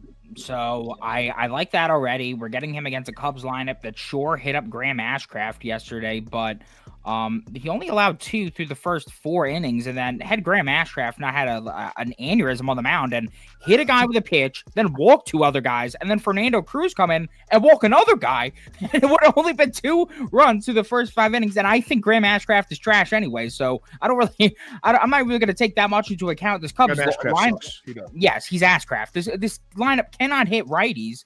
And I think Hunter Green on the road is really, really good. I mean, his WOBA is at 235 this season, a 185 ERA, 256 FIP. I mean, Hunter Green on the road has been a guy that I've been looking to back. And then we got as kind of what Silverback was alluding to is that, yes, the strikeouts are much better for the Reds against lefties, but so is the production as well. I mean, we've now seen this Reds team manage 3+ runs off of 4 straight lefties. Are 2 of those James Paxton, who I think is absolutely terrible? Why, yes, it is. But at the same time, that is significantly more production than they are showing against these right-handed pitchers that they're seeing, some weak right-handed pitchers as well. And then the last thing I want to bring up, I mean, Justin Steele, holy shit, have you seen this guy pitch against the Reds? Here's his here's his career numbers against them. 7.53 ERA through 8 appearances. It has been a nightmare. Almost every single time he's seen them, he's gotten his shit rocked. So, and he's gone under that 6.5K line actually in all of those too. So yeah, I think that I don't mind the 6.5Ks here. I don't mind the Reds first 5 money line here. I didn't get to ask, and I didn't look at the bullpen usage yet. Is there a reason why you guys are isolating it to the first 5? Yeah, Diaz, Cruz, Sims, and that mole rat, Sam Mole, all went. They'll be available, but they just they're available, but okay, then yeah, I think I think this may actually go on my ticket too. So yeah, I think I could ride with the Reds to the first 5. Okay, community agrees with us. They're on the Reds. Let's move on to the next game. Oh, we have some UFC on the up next thing, which means we're getting to the MMA card for those of you that are waiting for that. All right. So, next game is Cardinals at Phillies. Cards are plus 128 dogs. Phillies are minus 150 favorites. I'm really curious to see your opinion on this. On this one? Yeah, because I don't feel like we were that far off with the Cardinals yesterday. The Phillies Phillies had 1 good inning. One. Yeah, had 1 inning. And that was against Michael. Sonny Gray's been awesome. Silverback, what do you think? Sonny Gray is awesome. I've been backing him, his strikeout props a ton. I think that Ranger Suarez here is funny on my X account. I gave the top 5, in my opinion, the top 5 pitchers so far of the season, and people were all over me for not putting Ranger Suarez on there, And he's very worthy of the conversation. Sonny Gray's been fantastic, but the Phillies are so, I can't think. Kyle Schwarber, Bryce Harper, those guys annoy the heck out of me. They're so hard to fade. They're so hard to bet on. The Phillies have more 2-run wins than anyone in Major League Baseball, so I'm very curious to see what Sonny Gray is going to do today against them. To me, the best bet is Ranger Suarez over 5.5 Ks. And I know that St. Louis has been a lot better as of late than how they started off. Over this in 4 of his last 5, we routinely see him get out of jams. We saw that when he was in Colorado. Colorado's been so tough. We saw Cleveland, Philadelphia. It's been crazy with going to Colorado. The mystique's true. It's just very tough to play there. And we saw Suarez. I actually had a ladder on Suarez for that day, and we saw him give up, I think it was like 3 runs and like 5 hits in the first inning. He had 50 pitches in the first 2 innings, still ended up with 8 strikeouts. I think that 5.5 is too small of a line for the price of minus 125 today against St. Louis. So I'm all over Suarez today. The line for Sonny Gray to me, so you got 6.5 on Sonny Gray for plus money, but to strike out the Phillies 7 times, I think that's a lot to ask a Sonny. I like Suarez today over 5.5. So Toast, I'm looking at the bullpen situation for this one, right? It's a bet. Yeah. Okay. So they use their 3 main arms. The total for this game's at 7. So we're expecting to see a low-scoring game, and the 3 main arms in the Phillies bullpen We got, just had it up, Alvarado, Hoffman, Strom. The Cardinals just saw all three of those guys yesterday. So if we're expecting a low-scoring game, and the Cardinals saw the Phillies' main three arms at plus 128, are we doing it? Yes, I'll be doing it. You can even get a better number. You can get plus 140 on DK, which I'm literally betting as I speak right now. Yeah, these graphics were made about 2 hours ago, so the lines might have moved. So yeah, plus 140, I'm in. I'm doing it. Yeah, so here's the thing. Cardinals bats in general versus lefties or righty. Top 5 lineup. Last 7 days, 14 days, 30 days. Cardinals versus left-handed pitching over the last 7 and 14 days. Top 10 lineup as well. Cardinals on the road in the last 7, 14 days. Top 5, top 3 lineup, actually. Is Ranger Suarez very good this year? Has Ranger Suarez been very good this year? Absolutely. No question about that. And has the Phillies already seen Sonny Gray? Yeah. But what I will say is that the Phillies are 40-18. They've played what?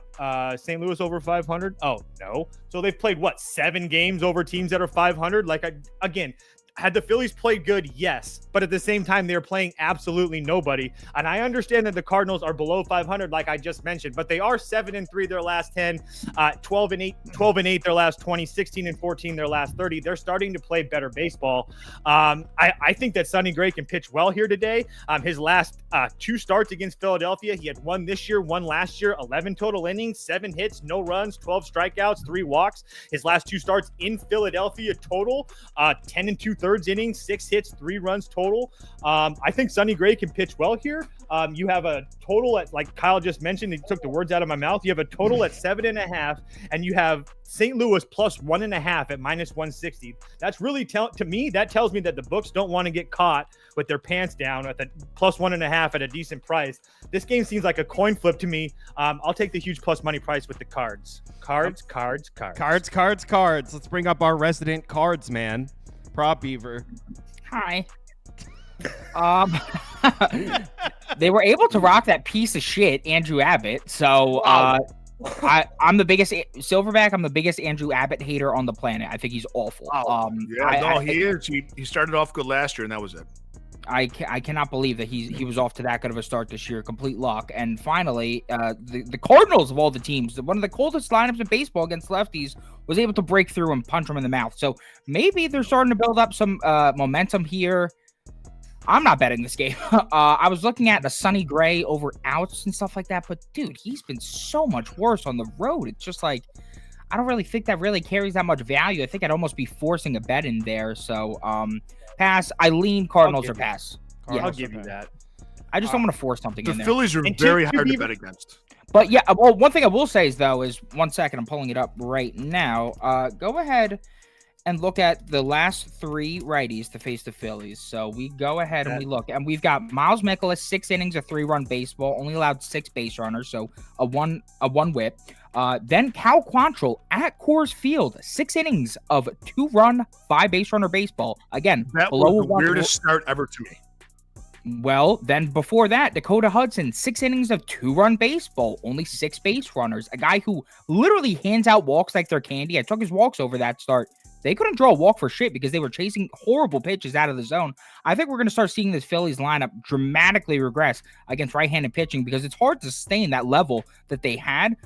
It's just, I don't know if this is the spot where I want to force it. I'm going to wait. I'm going to pick my spots, and I am going to fade this Phillies lineup very soon. I just don't think this is the spot tonight, personally.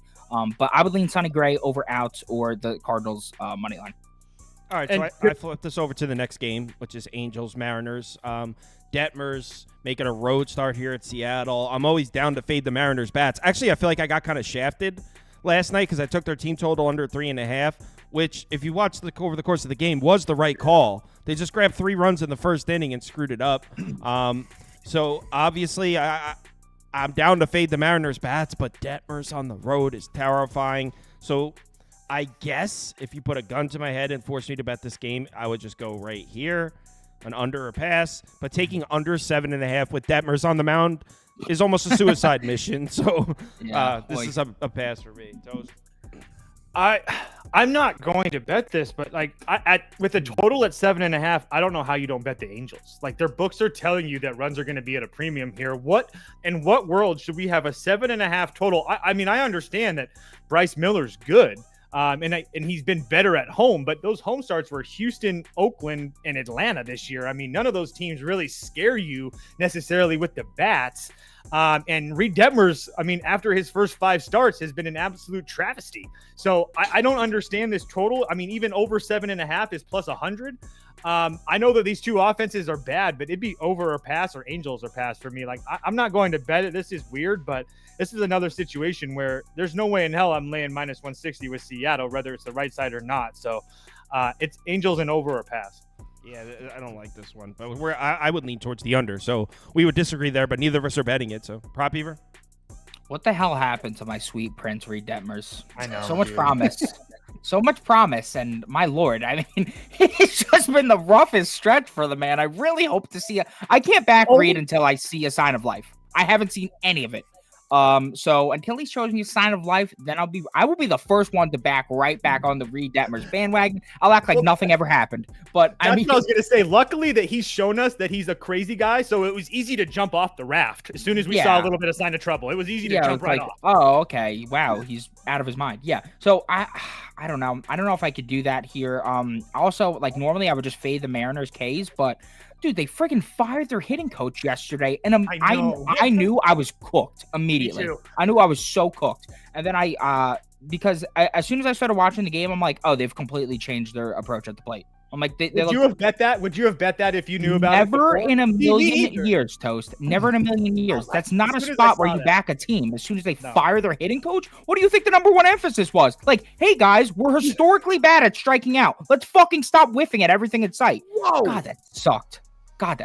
I'm just gonna pass. I'm still so salty about that yesterday. How dare they? After I post that, how dare they announce that? Pigs. Silverback. So I love Reed Detmers here, and for strikeouts over 6.5 for plus money. And you know he's on the road. I understand he's not as good on the road, but it's West Coast. There's no time change. He's playing the Seattle Mariners, worst in strikeouts by every single metric. I don't care what metric it is. 11 starts on the season. Reed Detmers has had 7+ Ks in 6 of those. Over half the time, he's striking out 7 or more batters, coming in, no time change against the team that strikes out the most. 3rd worst whiff rate in Major League Baseball. I think that his ceiling is high enough and the storm is perfect enough, as much as Seattle strikes out, to back Detmers here. If it was minus money, I wouldn't do it. But for plus money, I'm a huge fan of plus money bets. I like Detmers over 6.5 Ks. Detmers over. So we got. I will say to his point, Detmers has pitched on the road in Seattle twice last year and once in 2022. He had 7 strikeouts in all 3 of those. He's a lot better on the West Coast, Toast. He is well at the time change. Toast, you know how the Angels stink at home? Like that's a thing. I was looking like maybe I'll take a Bryce Miller K over.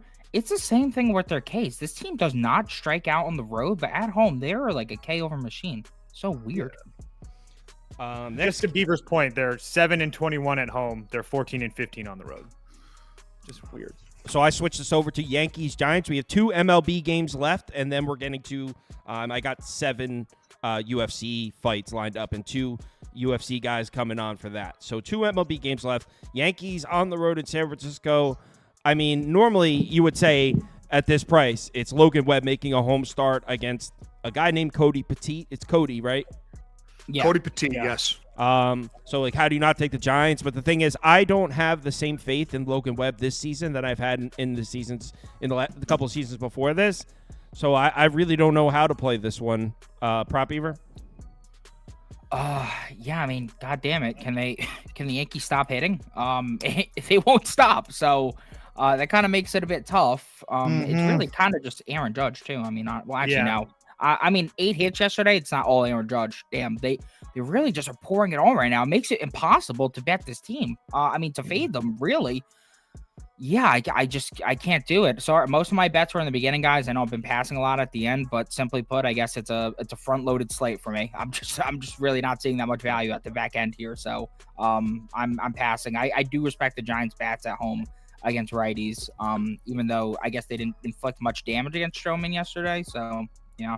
I put up the Yankees graphics for me because that's the way I was down to bet if depending on what these guys say. But it was Yankees or pass. When I looked at it, that's how I was thinking, Yankees or pass. Silverback? I love the over 7.5 for plus money. I'm very surprised that this isn't over 8.5. Petit's a guy who couldn't make the 40-man roster. He's had one start so far this season. Got sent back down. He had 4 strikeouts. He did okay against Cleveland. 4 strikeouts, sent back down. I just think that the Giants can, and to hop on what Beef said, he's right. I mean, Giants at home against righties have been pretty good. They don't strike out much. They put the ball in play, and I think they touched him up enough to add to what are very hot bats for the Yankees. I mean, Aaron Judge has been ridiculous. Soto's been ridiculous. I'm very surprised here, Kyle, that we're not at an over 8.5 line. I'm all over this over for 7.5 for a unit. I mean, it seems suspiciously low. It does seem suspiciously low. It does. Toast? Yeah, it'd be over or pass, I guess. I mean, I really Yankees want to get on home run balls yesterday. I mean, they got 9 hits, but all their runs came off of home runs. It's not like they're producing runs any other way. So if they can hit home runs again, they're going to score. If they don't, they don't. Yeah, this line, I mean, you could have got the Yankees at plus money last night. I mean, yeah, I can't. Whatever. Over or pass. That they got you in hell, Toast. Them Yankees. Stealing sleep from Toast that night. No, I slept like a baby last night. No, with those Rockies you were, but Speaking you of- sounded flustered right there, my lord. I'm pissed off because I said that I wasn't worried about home runs yesterday, and Judge hits 2 home runs in San Francisco. So, and of course, it's like, he's of been course red he hot, does. He's man. coming He's back just- home. How did you not know he wasn't going to hit home runs? to be- Remember, and he's to be almost honest, tied though, with the Giants. that home run ball that Jordan Hicks threw was abysmal. I mean, can't. Next that game. was pathetic. Hicks is so Don't even frustrating. understand. Yeah. Toast. Yep. Everyone wants to know, Yep. are you going back to it? Of course. I mean, He's why a would I Cal not? Quantrill stand, this guy. First of all, I'm a course he's Cal going back to Quantrill it. stand. Yeah, first Yeah. and foremost. Yeah. All right, mean- so the Rockies it is. Yeah, Rockies first 5 money line for me at plus 250. Probably not going to go full game. Just don't want to deal with that. But I can't do full game because there's going to be no beaks. But regardless, let's just start with Cal. Go see Cal. Dude, fantastic this year. He had 1 bad start against Houston. Besides that, on the road at Pittsburgh, 7 2/3, no hits. On the road at San Diego, 6 innings, 6 hits, 1 run. On the road at Oakland, 6 innings, 3 hits, 2 runs. Cal Quantrill's been fantastic. Does he have a bad history against the Dodgers? Yeah, most people do. But the fact of the matter is this Dodgers team isn't playing well right now, guys. 10-10 their last 20, 4-6 their last 10. I mean, at this point, I don't understand why we're betting the Dodgers at these huge plus prices. That makes no sense to me at all. Yamamoto, look, do I worry about the Rockies getting to him? Not really, because honestly, they just continue to find ways to score in and out of Coors, and Yamamoto has been a little bit susceptible over the last couple starts. So, I mean, 2 of the starts that were bad were on the road, but at the same time, he's still giving up a couple runs to Arizona in 6 1/3. I understand he also gave up 4 runs to the Mets, or maybe it was 3 runs, 4 of them are 4 unearned or whatever it was. But I don't think that he's in a position to be commanding a minus 350 favorite in anything like that. So the Rockies have been an absolute wagon, and I'm going to continue to ride it. So Rockies first 5 at plus 250. Oh, it's just the first 5? Yes. Don't have a graphic for that, so I will. I'll type that Sorry. up. No, you're good. All right, Prop Beaver, what are your thoughts on Toast going back to the well? You know how Toast slept like a baby last night? I had the exact opposite effect. I could not sleep knowing that as a self-proclaimed big dog hunter like Toast, that wasn't on my ticket. I can't believe it. I don't know what the hell I think what it was is that I checked the game logs of starting righties at LA rather than just overall. And I was like, oh, they're not winning the first 5 that much. Complete idiot bozo move. I second that. Yeah, so, well, you were the one yesterday being like, what? You're the bozo that wouldn't even entertain the idea. So yeah, I would do Rockies first 5 or pass, but I'm not going to be getting there today just due to the Cal history against the Dodgers. At least Dakota Hudson had some nice history against the Dodgers. That was appealing to me. And Yamamoto, I also like a bit more than Walker Buehler, who is coming off a literal friggin' Tommy John surgery. That's much more susceptible than a guy who's fully healthy. Yeah. So Rockies first 5 or pass. Yeah, but I don't like it 1/5 as much as I did yesterday. All right. Silverback. I agree with Beaver. I liked it more yesterday, and props to Toast for that over the money line, man. I'm a huge fan of those dogs. I don't think lightning strikes twice in the same area, though. I think that, I don't think they're going to, for those odds, I don't think they're going to hit, the money line again today, especially first 5 against Yamamoto, with all due respect, Toast. I'm on his over 7.5. I'm on his over 7.5 strikeouts for plus money. I think that Colorado, although they have been, better away from Coors Field than they have been, early on in the season and last year, I think that at home, I think that Yamamoto, syncs up that splitter. And I think that there's a reason this line's at 7.5.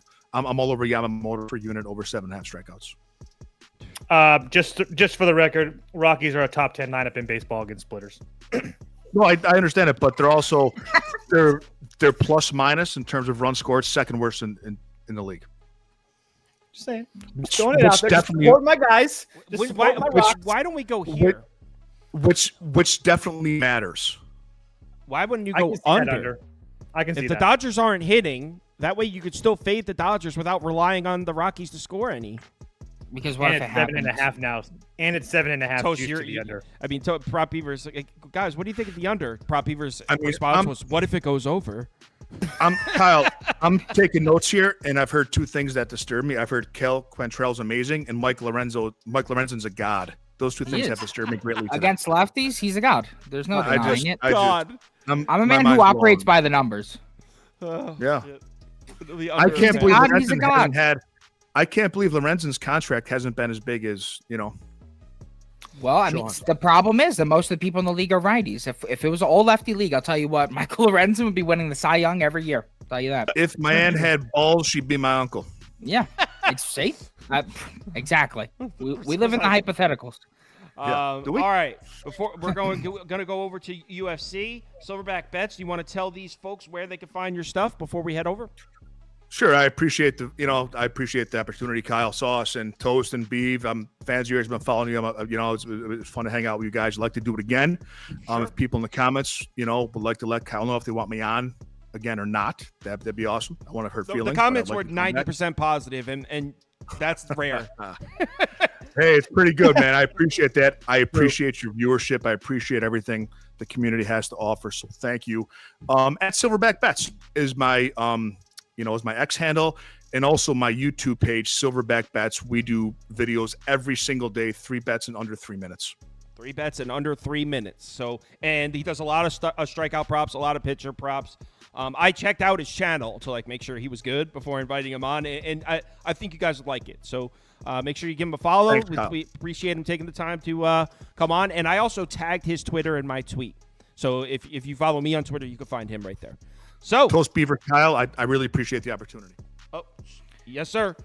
Everyone, Toast Beaver, enjoy your Saturday. We'll talk later, guys. Second part of my VIP is posting in 5 minutes, guys. Have a good day. Got it. Now, let's see if the UFC guys made it. Oh, no, they didn't. One sec.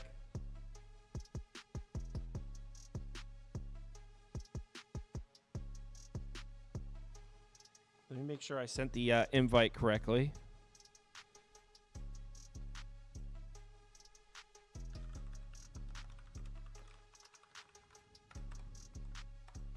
All right.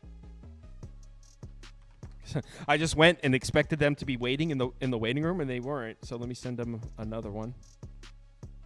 Oh.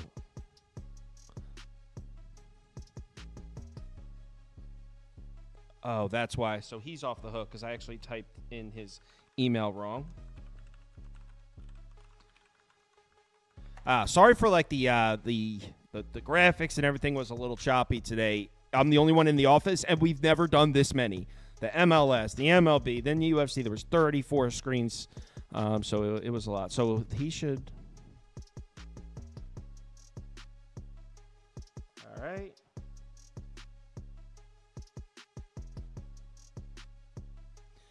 They're saying they're in here, but I don't see them. Oh, here comes one right here. Oh, there we go. Oh, you're coming on right now. Hey, what's up, man? What's up? Not much. Big card here. Very big card. Oh, yeah, UFC 302, man. It's a good one. Lightweight championship of the world on the line. Yep. And that guy Makachev, I mean, the price says it all. Pretty much unbeatable, right? Well, unbeatable, but he was once upon a time knocked out completely cold in the octagon. Now, that fight took place a while back, but the way he was knocked out in that fight essentially is the exact thing that Dustin Poirier wants to implement in this fight. He wants to hit him with a nice little check hook and a fight that's kind of a war in the feet, but it's not going to be that easy to do. All right, so I'm starting the poll for the first fight we're going to talk about, which is one that you actually wanted to talk about, which was Gal Hafez, and it looks like D-Gen has just made it into, so I think we're all here ready to start. Very cool. Yep. All right, cool. Get you on. And good. All right. So, first on, Mickey Gall, Basil Hafez. Hope I'm saying that right. MMA Teller, you requested this fight, so go ahead. All right, so first and foremost, we got a heavy favorite here in Basil Hafez, which is very interesting too because he just made his UFC debut in his last fight and he lost it, but he made his UFC debut taking on arguably a top 5 welterweight fighter in the world in Jack Della Maddalena, and he arguably won that fight. Okay, so his stock went up the roof even with that loss. And then now he's fighting a guy in Mickey Gall that, in my opinion, he won't be in the UFC after this loss. He's a fighter that's built a name in and outside the cage, fighting lower level fighters. He fought CM Punk way back in the day. I saw him fight live for his last fight. He got knocked out on conscience by Mike Malott. And, you know, I'm not going to throw a big favorite your guys' way. No one wants to hear nothing about that. But I think Basil Hafez is going to easily handle business here. And I think that you can look to target Basil to win inside the distance here because Mickey Gall's very aggressive. He's very sloppy defensively. He's going to march forward and he's going to come to looking to attack Basil. And I could see Basil finishing him in this fight. And even down on the mat, Basil is a very high caliber Brazilian Jiu-Jitsu player, black belt down there. Mickey will have no advantage down on the mat, even though that's one of the things he does well. And Basil, I think that it's a very realistic possibility we see Basil finish him. Which you can get him inside the distance, right around pick 'em odds, -110. And if you want to go for a little bit more of a reach, KO/TKO, you can catch that right around +275 on Basil Hafez. Yeah, you also sent in the knockout. Bill, can you turn the volume down because you're like echoing back in our ears? So turn the volume down. Where's the volume? The volume on your laptop. Oh, okay. Let me. Because our sound is coming out of your speakers and then coming back to us. Okay. Got it? Where the hell's the fucking volume buttons? All right. Yeah, let me work on it. All right. So actually, we could just move on because Bill was on the same pick as that. So he's probably going to say the same thing. Okay. All right. So I'll just put that up. In the distance was +100. It's at -110 now. Like he said. So Hafez in the distance to finish by knockout submission, if those of you new to betting MMA. And can I just say this too? If anyone's looking at that on the surface level, they're going to say Basil Hafez has only knocked out one dude throughout his entire career. But if you watch him on tape, he's a very aggressive fighter. He throws heat in his hands, and I think that the knockouts will start to come. He's a fighter that had the grappling base first, and he's starting to put it all together. And he's been getting rave reviews over there in Colorado, training with guys like Kamaru Usman, Justin Gaethje. They've been raving about him in the gym. So this is a guy that's overall game starting to round out. All right, Hafez in the first one. Let's move on. We got 6 more to talk about. Next one is Almeida Romanev. And my laptop sucks. Sorry. It's all right, man. Also, there wasn't like normally the way to do it would have you join about 5 minutes before we go live and get everything settled, and you just kind of were thrown into a live stream, which is not the way to do things, but it was kind of the only option we had here. So we got Almeida. Now I learned the hard way. There's two Almeidas fighting. There's a J Almeida, and then there's another Almeida. This is the J. And Bill, you requested this one, so go ahead. Can you hear me? Yeah, it's two big heavyweights. Romanov's is a real natural heavyweight, while Almeida was light heavyweight who moved up. But I'm expecting a wrestling match. Almeida, he's gonna get a takedown early, and Romanov's a bit has gas issues, and he has quit in him. And I think that Almeida's just gonna get him down. He's gonna be pounding on him. He has heavy ground and pound, and Romanov's eventually gonna wilt and quit. I'm leaning more towards the knockout portion of it rather than a submission. So I think knockout was plus 300 on Almeida. And I also see you have it. I think it's. I also see you have it parlayed with Makachev for in the distance plus 122. Yeah, I'm confident he just gets a finish, so that covers you on the submission as well. Cool. So If I took you want these. to get extra money.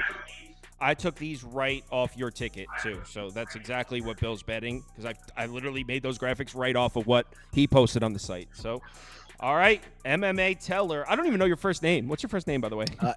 Anthony. Anthony. Call me Anthony. Or yeah. This Bill actually was the one that asked we talk about this fight. Do you have an opinion on it? Yeah, I do. I can kind of piggyback off what he's saying. I agree with a lot of what he said. Just to also mention, Almeida has fought at light heavyweight, but he's a fighter that fits perfectly in the heavyweight division. He has a huge frame. He's really he's the longer dude. He has a 4-inch reach advantage here. He's an inch taller. He's a freak athlete. If you want to, I'm on Gelton Almeida to get the finish in this fight. I want to be clear about that. I think he gets the finish, and I think the TKO knockout is the way to go. I think he's gonna kind of flatten Romanov down on the mat, and Romanov has horrible cardio, and he's coming into this fight in the worst shape that he's ever came in. You saw him on the scales yesterday. I mean, this guy's carrying so much extra weight. He's a professional, but he's really not a professional in the same sense as a Gelton Almeida. This guy's in phenomenal shape. I think Almeida finishes him, which you can get him. You were able to get him inside the distance at minus 150. I've seen him at plus 300 to get a KO/TKO. But if you want to play devil's advocate, I just want to say this. Almeida comes off a loss where he was finished in the first round. If he showed signs of not really enjoying being in a dog type of fight. So he's shown signs to not really liking to be hit. So if Romanov can somehow bum rush him in the first round and put him in a situation like that, don't be shocked if Almeida kind of shows those signs once again. But I wouldn't bank on that. I'd much rather fade Romanov's cardio here. I think he gasses out and he's finished in the second round. So Almeida in the distance, and you guys both like Almeida to win by finish. So that's, by the way, again, it's J Almeida. There's two Almeidas. Gelton Almeida. Gelton, yeah. No, it's Caesar's a different fight. Yep. And I made the mistake because he's fighting a Roman Kopolov. Yeah, I made the mistake because Bill sent in the fight he wanted to talk about, and I made all the graphics, and then realized that I made the wrong Almeida. So that's a great fight too, Roman Kopylov and Cesar Almeida, great fight too. But they're back to back. They're right after each other to make it even more confusing for me. So this is Brazilian versus Brazilian here. Randy Brown versus Dos Santos. And we're on to the main card. Just to correct you there, Kirms, Brown, American of Jamaican descent, though. Oh, so I'm wrong by putting Brazil there? Yeah. Whoops. Yeah. I must have been rushing making the graphics. So Randy Brown is Jamaican. Yep. Okay. So we got Brown. Yeah, Jamaican. For some reason, I must have just saw the flag. It has the same colors and just made the graphics real quick without. Sorry on that. Yeah, it's a little similar. No worries. There's always a lot of Brazilian flags flying around in these events for sure. And that's a shitty thing for me to mess up because some people are very prideful about that. So I apologize if you are a Jamaican and that was offensive. I'm sorry. I literally just made a mistake. So we got Randy Brown versus Dos Santos, and actually, you guys both like the upset here. So whoever wants to go first, you guys both sent in separately, both picked the same guy. Both like Dos Santos. Funny. Yeah. So either Bill, you want to go first? Yeah, I'll go. It's going to be a striking match. Brown is a big welterweight. He's got, I think, a 4-inch height and a 5-inch reach advantage, or vice versa, whatever. But he's really bad at blocking leg kicks. And Dos Santos is a very good striker, explosive. So I see him, chopping down that leg, and I don't think he'll finish him, but it'll go the distance, and it'll be a close fight. But I think Dos Santos gets the win. All right. And last night, I think this is at plus 155. Last night, it looks like it's up. Is it plus 140 now, or is that just what the graphic says? Right now, I'm seeing lines out there such as, let's see here. Depending on the sports book, I mean, he's plus 155 on Bovada right now. So you could still get the plus 155. Okay. Yep. So you like Dos Santos also. Two picks for Dos Santos, and our community's dead split, though. We got 52% on Brown, 48% on Dos Santos. So pretty split down the middle. Zaleski Dos Santos is a dog, man. He's an absolute dog. And this is the second fight of the main card. First fight of the main card. So this will kick the pay-per-view portion off. Is this one here? I'm down to bet a dog there. Let's do it. I'll bet that one. Next up, Nico Price versus Morano. All right. So this is a rematch here. Nico Price and Alex Morono. They fought a while back. I think the first fight took place 6-7 years ago. Alex Morono was piecing Nico Price up. Nico Price was a big prospect at the time. He was the favorite. Morono was in complete control of that fight until all of a sudden Nico Price caught him in the second round, finished him up. Now that fight was overturned to a no contest due to Nico Price testing positive for marijuana. Oh shit! Nowadays, no way. and nowadays that's no issue. You know what I mean? So obviously Nico is enjoying himself going into this fight. The thing is, as you watch that first fight, even back then, it gave you the idea that if these men fought 100 times, Alex Morono's going to win 80, 90 of the times because he was in control of that fight until being caught. Since that fight has happened, Nico Price has been on a downward spiral. He just got knocked out by Robbie Lawler in his retirement fight. I think Robbie Lawler, at the time, 40 years old. I don't even know how old he was at the time. A very aged Robbie Lawler knocked Nico Price out in seconds. Before that, he was knocked out by Phil Rowe. I was down right next to the cage as that fight happened. Saw him get finished up in the third round. And the thing I like about this fight, I think Alex Morono gets his redemption. He's a big favorite, but I like the under 2.5 rounds here in the sense that maybe Nico Price pulls another rabbit out of his hat. We've seen Morono knocked out a couple times, even recently in a fight he was winning once again. He gets tagged at times. So I like the under in this fight, under 2.5 rounds, which you could have got at minus 145. I like the under here, but I do like Morono being the fighter that gets the finish more so. So under 2.5 rounds, and you would lean towards Morono by finish if you were to bet a side. Mm-hmm. Okay. Yep. Bill, what do you think? I'm leaning with Price. It's going to be a wild fight. Price gets hit a lot. Just Morono's last performance against Court McGee kind of has me down on him. So McGee's like 40 years old. It got 1 foot out the door, and Morono he looked really shitty. So it's not a confident pick in Price, but for the money that you're getting on it, I'll take a shot. And I do like that under 2.5 that Anthony said. I think that's Anthony, right? Yeah, Anthony. You guys call me Teller, Anthony. They know me in the streets as Teller, or should I say online? They know me in the streets as Teller. All right, so a lean on Nico Price at plus 210. All right, and you like the under 2.5 rounds. Let's move on to the next one. I promise, guys, next time we do MMA, I'll have the stream looking a lot smoother. I've never done UFC graphics before, so the screen's a little wonky. But no worries. You guys actually, this is another one where you guys sent the same exact bet in, and it's a nice one. It's both you guys are on Holland by submission. So, Teller, you want to start? Yeah. I like Holland via decision submission here. Now, this one is an interesting one for me. Some of my followers will know me and Kevin Holland had like a little online funny thing, little beef thing. We were going back and forth. He made some videos about me, challenged me to go out to his gym. Wait, so I typically don't like to. Yeah. Oh yeah. He challenged me to come to his gym and do a sparring match, to sign a waiver. I didn't show up. I didn't make the trip out to Texas yet, but it was all in good fun, But I typically don't like to pick Holland. I picked against him against Stephen Thompson, was able to watch that fight live. He did lose that fight, but this is a solid matchup for him here. Oleg Sashak is a fighter that's been subbed quite often. Holland is a fight finisher that has underrated sub skills. He's a Brazilian Jiu-Jitsu black belt, I believe, under Travis Luter. I know he's a high caliber BJJ player under Travis Luter, and he has very long limbs. It's funny though, Oleg Sashak is a fighter that's fought in the light heavyweight division some years ago, and Holland has fought in the welterweight division. They're meeting here in the middle, but as you see them squaring off at the weigh-ins, Holland's still the bigger dude. It's kind of funny how that works out. Holland's going to have a 7-inch reach advantage. I think these guys are going to clash, and I think that Kevin Holland eventually can find himself in a position where he could lock up a Darce choke or some type of sub. Oleg Sashak has been subbed often and recently. So Holland by submission. What would the price be for Holland just in the distance? Inside the distance, let's check that out real quick. So Holland, pull it up right now. I know as far as sub goes, the plus 215 line was available, and then inside the distance, here we go. Got it right here.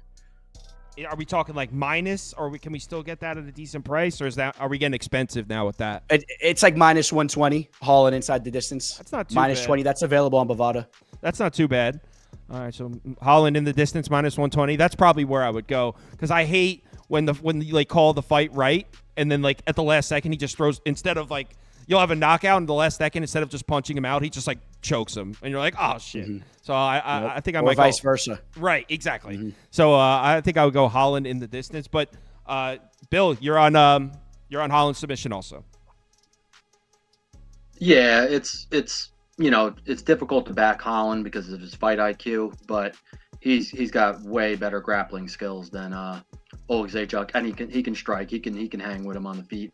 Oleg Zaychuk can fight for maybe a round, and then as long as Holland doesn't goof around, and he should be able to finish him.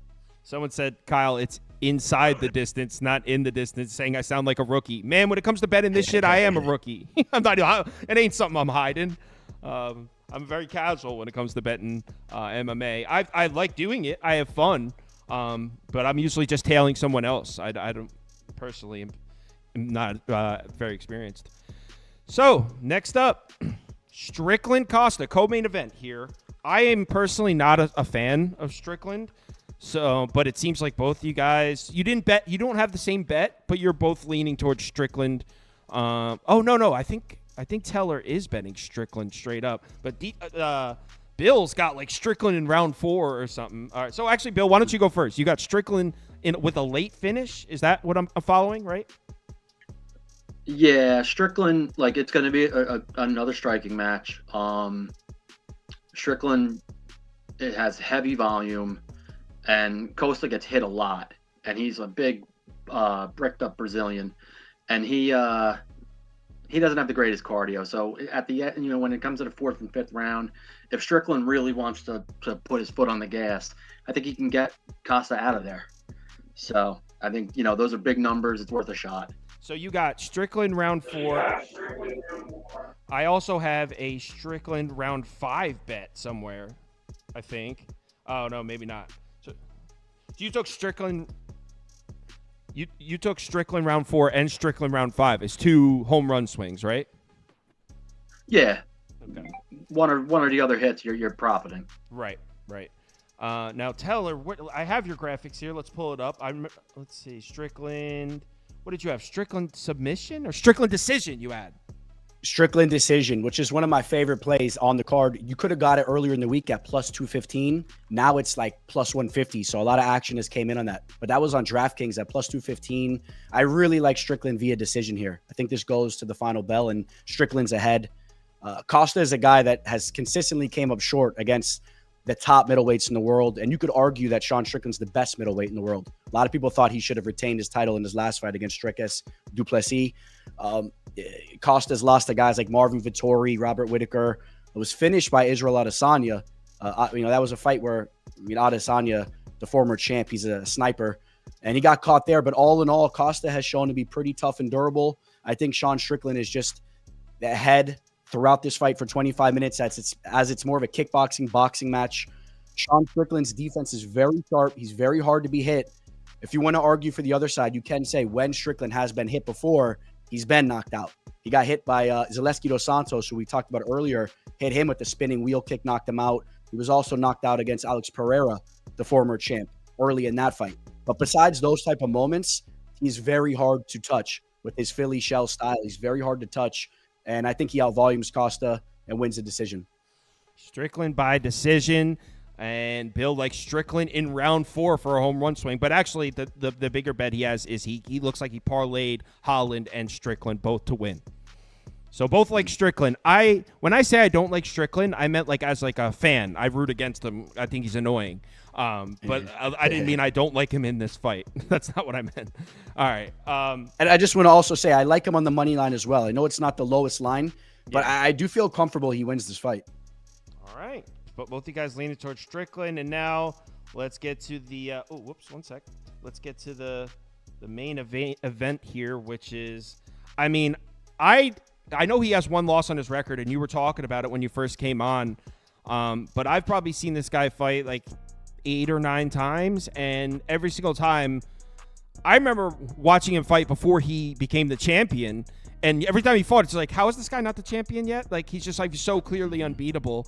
So here he is, a minus 625 favorite. I don't even like Poirier either. I you know what it is? Okay. So I don't like when fighters take the route of money grab, and I feel like the second fight with McGregor, who is, cool, McGregor's what it is, but he wasn't a contender anymore, and Poirier was supposed to be. So the second fight with McGregor, it came off as almost like a Logan Paul type fight rather than and dude, I'm not, don't take my word as gospel. I'm not an MMA follower. I that second fight with McGregor, it put it in my head. It's man, screw this guy. Oh, I just will say this, Kyle. McGregor knocked out Dustin Poirier in the first round the first time they fought. Poirier got redemption in the second fight, so it was kind of a rubber match. They kind of needed to settle that. It was 1-for-1. They both knocked each other out, and that's one way to look at it as well. But yeah, I get that. But wasn't the first one when McGregor won back when McGregor was actually a contender? And the first time they fought was really when McGregor was on the up and up. He came into the UFC, he was winning fights, and he was working his way up towards that eventual title shot. Right, but then the third one, Conor McGregor wasn't a top 10 fighter in the weight class anymore, right? I think he was still ranked pretty high. His only really losses, the only losses he had around that time was he lost to Nate Diaz but redeemed himself, and then he lost to Khabib, which Khabib and that was really it. It was Dustin Poirier, Khabib. You're talking about the best fighters in the division, really. Of course, so right. His stock didn't go down too much. Okay, so maybe my memory of it is off. But openly, I don't follow it that closely. But here we go. Makhachev Poirier. Does Poirier have a chance here? Teller? He definitely has a chance. Okay, this is the fight game. Anything can happen out there, and especially when you're talking about a future Hall of Famer, a guy that a lot of people think is the best fighter to have ever fought in the UFC that never won the Undisputed Championship, right? He was an interim champ, but a lot of people think DP is the best fighter to never really become that real legitimate champion. He's a stud. He's a guy that he can go to war. He could do a little bit of everything, but Islam Makhachev is arguably the best, not even really arguably, unless you want to say John Jones. He's the pound for pound best fighter on planet Earth. He's very well rounded. He has that really strong grappling base, but now he's going in there and head kick knocking out guys like Alexander Volkanovski. So his striking is coming around in ridiculous fashion. Poirier was just brutally knocked out 2 fights ago.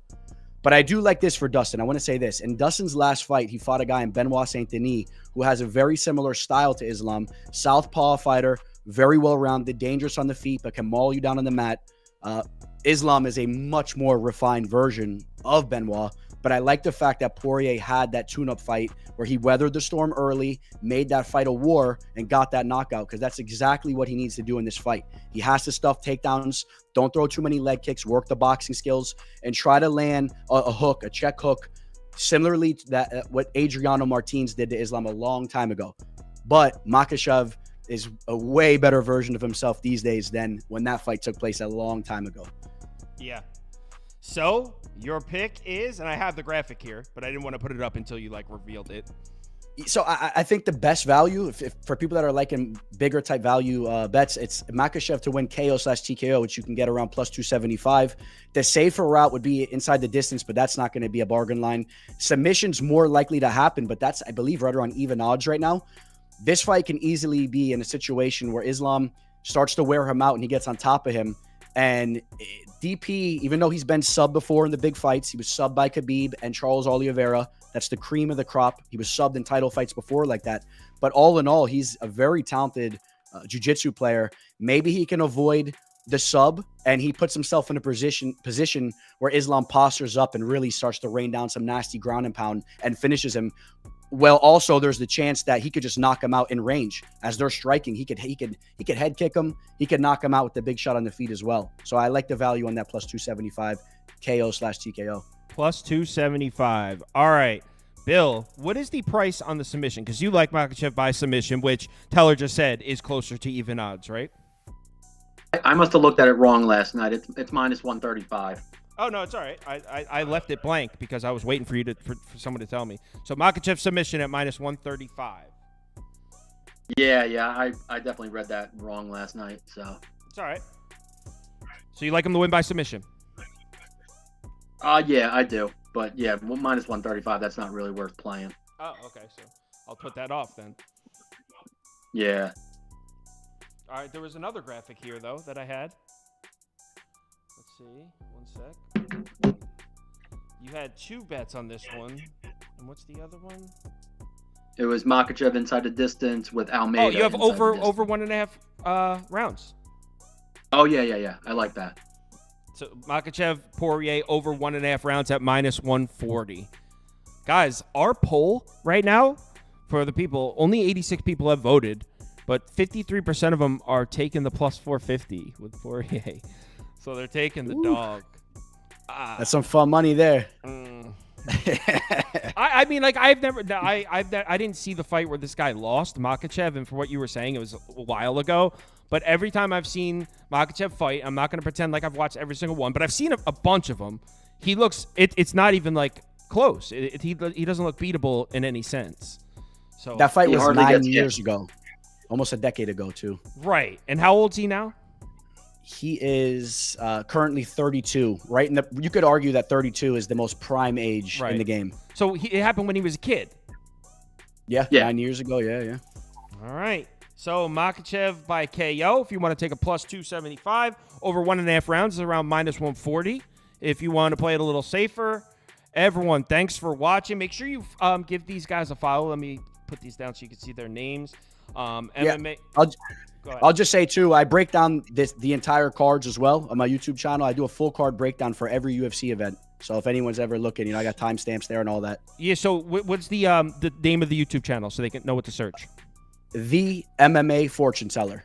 The MMA Fortune Teller. And if you follow me on Instagram, I tagged his Instagram in my story. So I'm sure he has a link to his YouTube channel on there, right? Yeah, link in the description. My Instagram is MMA Fortune Teller _. And on Twitter, I'm the MMA Teller. And most of you already know where you can get Bill stuff because it's posted on KyleKirms.com. But that is his Twitter, MMA Degenerate, if you don't already follow it. Guys, thank you. Was a long show. Appreciate everyone watching. Let's have ourselves a good Saturday. I'll be back same time tomorrow, 11 a.m. Probably just doing baseball only tomorrow. Hopefully with more money in our accounts. Everyone have a good one. Later. Let's go Marlins. Take it easy.